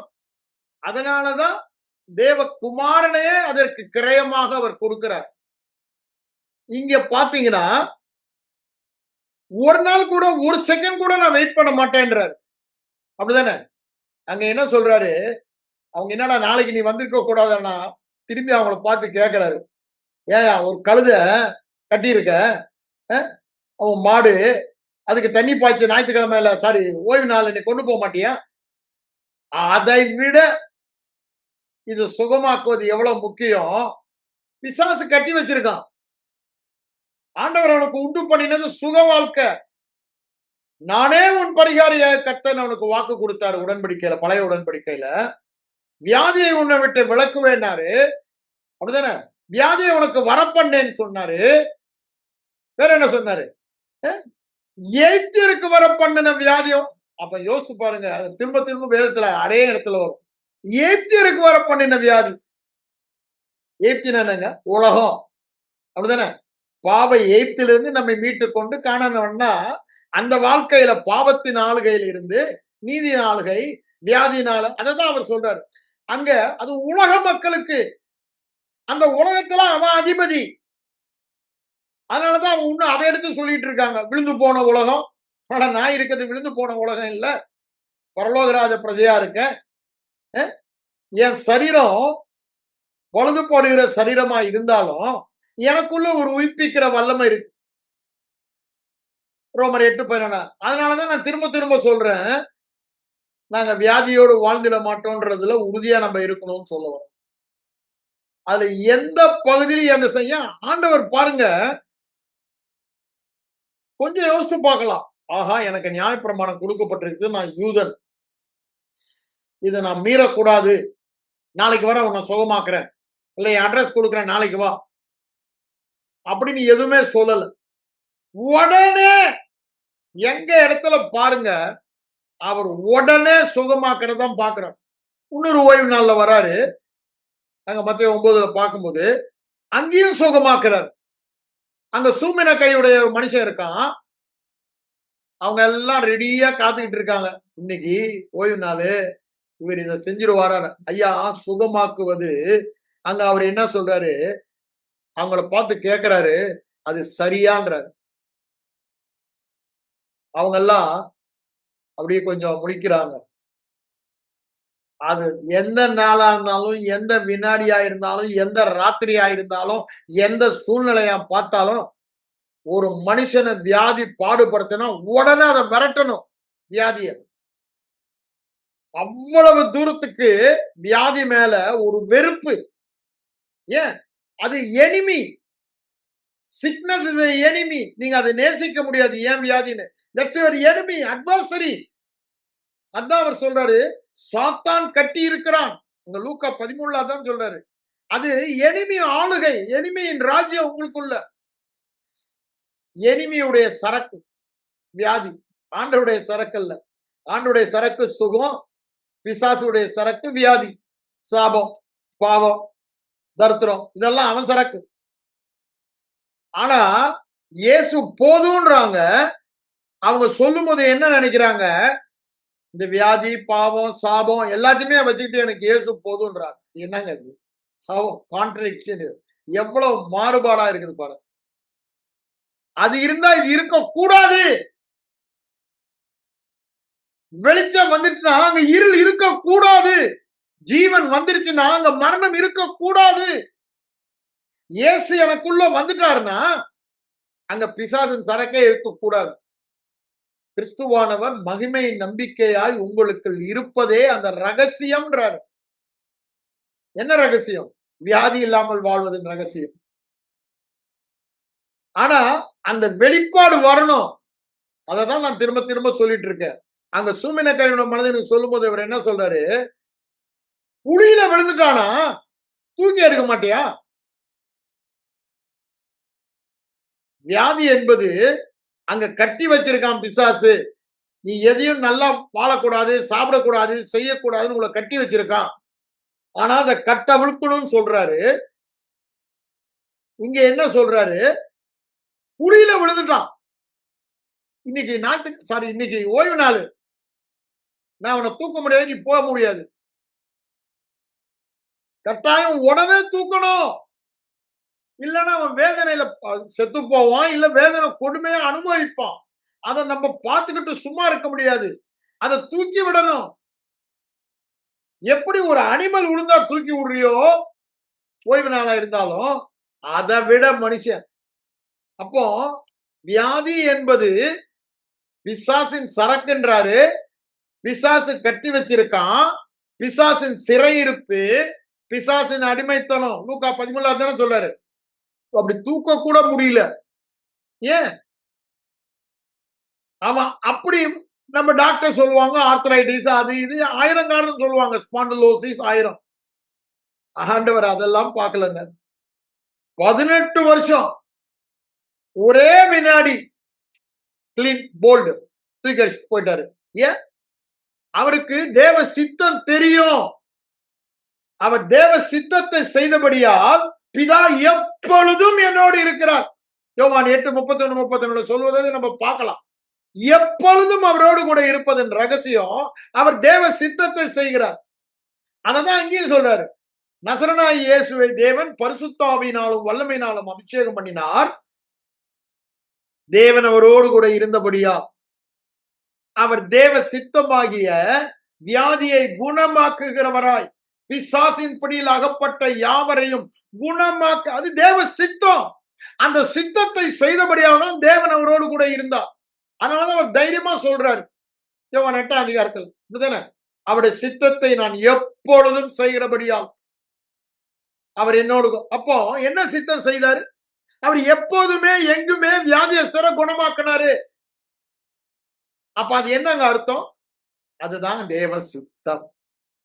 அதுக்கு ஒருவனை அவர் பாருங்க, இவங்க எல்லாம் கிரிட்டிசைஸ் பண்றாங்க, அவரை கொல்ல முயற்சிக்கிறாங்க, எதை பத்தியுமே அவர் கவலைப்படல. he was risking his life, அப்படிதான் சொல்ல போனா. ஓய்வு நாள செய்யறனால இவன் மதவாத ஆவிகள்லாம் தன்னை கொண்டுடுவாங்க, அதுக்கு எல்லாம் முயற்சிக்கிறாங்க. ஆனா அதை பத்தி அவர் கவலையே படலைங்க. ஏன்? தேவ சித்தத்தை செய்வதில் கண்ணும் கருத்துமாக இருந்தார். நீங்களும் நானும் அப்படிதான் இருக்கும். தேவ சித்தத்தில் வாழ்வதில் கண்ணுங்க. அப்போ வியாதி இல்லாமல் வாழ்வதில் ஆண்டவர் கூட இருந்த சீஷர்கள் ஒருத்தருக்கா வியாதி, அவருக்கு தான் அவரோடு வந்துச்சா? யாருக்கும் வியாதி வந்ததா அங்க பார்க்கல. பேதுரு மாமிக்கு வந்துச்சு இல்லைன்னு சொல்ல வரல. பேதுருக்கு வந்துச்சா? யோவானுக்கு. அததான் நான் சொல்ல வரேன். அவங்களோட இருந்தவங்களுக்கு அப்படின்னா நமக்குள்ளே அவர் இருக்காருங்க. மகிமை நம்பிக்கையா உலகத்தில் இருக்கிறவனிலும் உலகத்தின் வியாதியை விட, அந்த வியாதியின் வல்லமையை விட, அந்த பிசாசை விட, காரணக்கர்த்தாவாகிய பிசாசை விட எனக்குள்ள இருக்கிறவர் பெரியவர். அவனிலும் பலவான் வந்தா அவனை கொள்ளை அடிப்பான் தான் சொல்றாரு. லூக்கா 12:21 சொல்லும்போது அதான் அங்க சொல்ல வர்றாரு. அப்ப யோசித்து பாருங்க, வியாதியோடு நம்ம வாழ தேவையே இல்லை. வியாதியோட வேத வசனத்தின் ஆதாரத்துல நான் உங்களுக்கு சொல்றேன். ஏன்? அதுதான் ஃபைனல். அதுக்கு மிஞ்சியும் இல்ல, அதுக்கு கீழே இல்ல. அதுல ஒன்னையும் நான் ஆட் பண்ண முடியாது, ஒன்னையும் நான் குறைக்க முடியாது. ஆண்டவர் சொல்லிட்டார். அது அந்த வெளிப்படுத்தின விசேஷம் முடியும் போது அது சொல்லிதான் முடிக்கிறார். நம்ம ஆளுங்க எல்லாம் அதுல ஆட் பண்றாங்க, குறைக்கிறாங்க. அது கொஞ்சம் அந்த கடைசி அதிகாரத்தை எடுத்து அவங்க கடைசி வசனங்களை படிக்கணும். ஆண்டவர் சொல்றது குணமானீர்கள். அவர் செய்தது குணமாக்கும் சுகமாக்கும் ஊழியம். அவருடைய பரிகாரத்தில் சுகமாக்குதலும் அடங்கி இருக்கிறது. அவர் கட்டளையிட்டது சுகமாக்குங்கள். அது தேவ சித்தம் இல்லைன்னா அவர் கட்டளையிட முடியுமா? அப்படிதானே? நேத்து கூட சொன்ன மத்தேயு 10ஆம் அதிகாரத்துல 7-8 வசனம் வாசிங்க. கட்டளையிட்டு சொன்னதாவது வியாதியஸ்தரை குணமாக்குங்கள், சுவிசேஷத்தை பிரசங்கிங்கள் சொல்லும் போதெல்லாம் அதை சொல்வதை நம்ம பார்க்கிறோம். அதே அந்த லூக்கா 10ஆம் அதிகாரம் 9ஆம் வசனம் வரும்போது வியாதியஸ்தரை குணமாக்கி பிசாசின் ராஜ்யத்தை ஓட்டிட்டேன், தேவராஜ்யம் வந்துருச்சுன்னு சொல்லுங்கன்றாரு. நல்லா புரிஞ்சு கொள்ளுங்க. இது நல்லா ஆழமா இருதயத்துல பதியட்டும். எக்காரணத்தை கொண்டோ நம்ம தாங்க எதிர்த்து நிக்கணும். நான் சொன்னல, அவனுக்கு எதிர்த்து நின்று ஓடி போவான். எந்த நேரம் அறிகுறி வருதோ உடனே இந்த பட்டயத்தை எடுக்கணும், ஆவியின் பட்டயத்தை எடுக்கணும். ஆண்டவர் பாவியின் பட்டயத்தை எடுத்தரல, பிசாசுக்கு எழுதிட உடனே சொல்லணும், I receive healing through the word of God in the name of Jesus. இயேசுவின் நாமத்தினாலே நான் சுகத்தை பெற்றுக் கொண்டேன். அறிகுறியே, உன்னை நான் ஏற்றுக்கொள்ள மாட்டேன் வியாதிய. அப்படித்தானே? I will not accept you. I am already healed by the stripes of Jesus, based on the word of God. In the name of Jesus, I declare. இயேசுவின் நாமத்தினாலே வேத வார்த்தையின் ஆதாரத்தில் நான் சுகமானவன், எனக்கும் வியாதிக்கும் சம்பந்தம் இல்ல, வெளியே போ அப்படின்னு நம்ம எதிர்த்து நிற்க சொல்றாரு. அங்கதான் தவறோம். எந்த நிமிடம் வந்தாலும் immediate, I will not tolerate even a small headache, a small uneasiness, anything for that matter. இன்னைக்கு கூட எனக்கு அப்படிதான் இருந்துச்சு. ஒரு கேஸ் மாதிரி வந்து நான் உடனே இதே தான் சொல்லிட்டு இருக்கேன், நான் ஏற்றுக்கொள்ள மாட்டேன், நான் ஏற்றுக்கொள்ள மாட்டேன். நான் ஏற்றுக்கொள்ள மாட்டேன். I am healed by the stripes of Jesus. I am healed by the stripes of Jesus. நான் சுகமானவன். இத ஒரு நாளும் ஏற்றுக்கொள்ள மாட்டேன். இதுதான் சத்தியம். சத்தியத்தை தான் நான் சொல்லுவேன், அதை தான் ஏற்றுக்கொள்ளுவேன். அதற்கு புறமானதுக்கெல்லாம் நான் எதிர்த்து நிற்கிறேன். வெளியே போன கட்டளை கொடுக்கிறேன். இதை நான் ஏற்கனவே ஏற்றுக்கொண்டேன், நன்றி என்று சொல்லு. அத மாதிரி சொல்லி நம்ம நிக்கணும். அத சொல்லதான் நம்ம அழைத்திருக்கார். அவர் என்ன சொல்லுகிறாரோ அதை சொல்லதான். அதை சொல்லும் போதுதான் அந்த வார்த்தையின் வல்லமை. அவர் எப்படி சொல்லுகிறாரோ அதே வல்லமை அவர் வார்த்தையை நம்ம வாயில வைத்து சொல்லும் பொழுது அதே வல்லமை, அதே அதிகாரம் இருக்கு. அதனாலதான் அவர் சொல்றாரு, நம்ம என்ன சொன்னாலும் அவர் சொன்னா அப்படியே ஆகுன்றவரு, நம்ம சொன்னா அப்படியே ஆகுன்ற காரணம் என்ன? அந்த தேவனுடைய வார்த்தையில வல்லமை இருக்கு. வார்த்தை வல்லமையுள்ள வார்த்தை, அப்படிதானே? அதிகாரம் உள்ள வார்த்தை. ஆண்டோடைய வார்த்தையை அவங்க எல்லாம் அட்மையர் பண்ணது அவருடைய அதிகாரத்தை பார்த்தா. அது பிசாசா இருக்கட்டும், நோயா இருக்கட்டும், புயலா இருக்கட்டும், அவர் அதிகாரத்தோடு பேசினார். ஏன்? He knows the value of authority in his word. நம்மளும் இந்த வார்த்தையை நம்ம தெரிந்து கொண்டோமானா அந்த வல்லமையின் அதிகாரத்தை நம்ம புரிந்து கொள்வோம். இதுக்கு கொடுக்க வேண்டிய முக்கியத்துவத்தை கொடுக்காதனாலதான் பிரச்சனையே. ஆண்டவர் சொல்றாரு, என் வார்த்தையை நீ மகிமைப்படுத்தினா உன் வார்த்தையை நான் மகிமைப்படுத்துவேன்ற. நம்ம ஆண்டோடைய வார்த்தையை மகிமைப்படுத்தி எப்படி? சூழ்நிலை எதிர்மாறாய் இருக்கும் பொழுது அதை ஏற்றுக்கொள்ளாமல் தேவ வார்த்தையை ஏற்றுக்கொண்டு பேசுகிறோமே, தேவ வார்த்தைய, அதுதான் தேவனை கனப்படுத்துவது. அப்படி கனப்படுத்தும் போதுதான் நம்ம பேசுற அந்த வார்த்தையை நிறைவேற்றி நம்ம கனப்படுத்துறார் உலக மக்களுக்கு முன்பாக. இது தேவனுடைய மாறாத பிரமாணம். என்னை கனம் பண்ணுறவளை நான் கனம் பண்ணுவேன். எப்படி? நம்ம வார்த்தையினால கனம் பண்ணணும்ன்றாரு. அந்த வார்த்தை அவ்வளவு வல்லமை உள்ளதுன்னு நம்ம புரிஞ்சு. we should understand the power and authority in the spoken word. Yeah, the faithful spoken word have the same creating power when the universe was created. அதே வல்லமை தான் இருக்கு. அதனாலதான் அதை நான் சொல்றேன். நேரம் ஆடிச்சு. இதுக்கு மேல நான் முதல் 2 காரியம் தான் சொல்லியிருக்கேன் உங்களுக்கு. பரிகாரத்துல இது இருக்கிறதுனால இது தேவ சித்தம். நான் வியாதியோடு வாழ மாட்டேன். இயேசுவானவர் வாழ்க்கை முழுவதுமா தேவ சித்தத்தை காண்பித்தாரு. அதுக்குதான் வந்தாரு. அவருடைய வாழ்க்கையில நான் பார்க்கும் போதெல்லாம் சுகமாக்குறத தான் செஞ்சாரு, சுகமாக்கத்தான் கட்டளை கொடுத்தாரு. ஆகவே இது தேவ சித்தம். நாங்க வியாதியோடு வாழ மாட்டோம். கண்களை மூடி ஜெபிப்போம். இப்பொழுது யாருக்கு என்ன வியாதி இருந்தாலும் நீங்க எல்லாரும் சேர்ந்து, இங்க 35 பேர் இருக்கீங்க, 35 பேரும் சேர்ந்து இப்ப பேச போகிறது தேவனுடைய சித்தத்துக்கு ஒத்த வார்த்தையை பேச போகிறோம். ஆண்டவர் சொல்லியிருக்கிறாரு, நான் சொன்ன அதை நான் நிறைவேற்றுவேன். நான் சொன்னது நிறைவேறினாரு. என்ன சொன்னாரு? ஒரு வார்த்தை தான் நான் எடுக்க போறேன். தழும்புகளால் குணமானீர்கள். தழும்புகளால் குணமானீர்கள். யார் சொன்னா? தேவன் சொன்னார். பொய்யுரையாத தேவன், வாக்கு மாறாத தேவன் சொன்னார். சொல்லியபடியே செய்கிற தேவன் சொன்னார். நம்ம அதை பேச போறோம். அது அப்படியே நிறைவேறும். ஆண்டவரே, இப்பொழுது இயேசுவின் நாமத்தினால இதை கேட்டுக்கொண்டிருக்கிற யாரா இருந்தாலும், எந்த வியாதியா இருந்தாலும், எந்த பலவீனமா இருந்தாலும், இயேசுவின் நாமத்தினால, இயேசுவின் வார்த்தையின் அதிகாரத்தினால அவர்கள் தழும்புகளால் குணமானார்கள் என்று நான் அறிக்கை பண்ணுகிறேன். நான் சொன்னபடியே இப்பொழுது இயேசுவின் தழும்புகளால் இந்த வார்த்தையை கேட்கிற அனைவரும் சுகமானார்கள். அதற்காக உமக்கு நன்றி சொல்லுகிறேன். அதற்கு விரோதமாக இருக்கிற எந்த அறிகுறிகளும் அங்க இருக்க உரிமை இல்லை.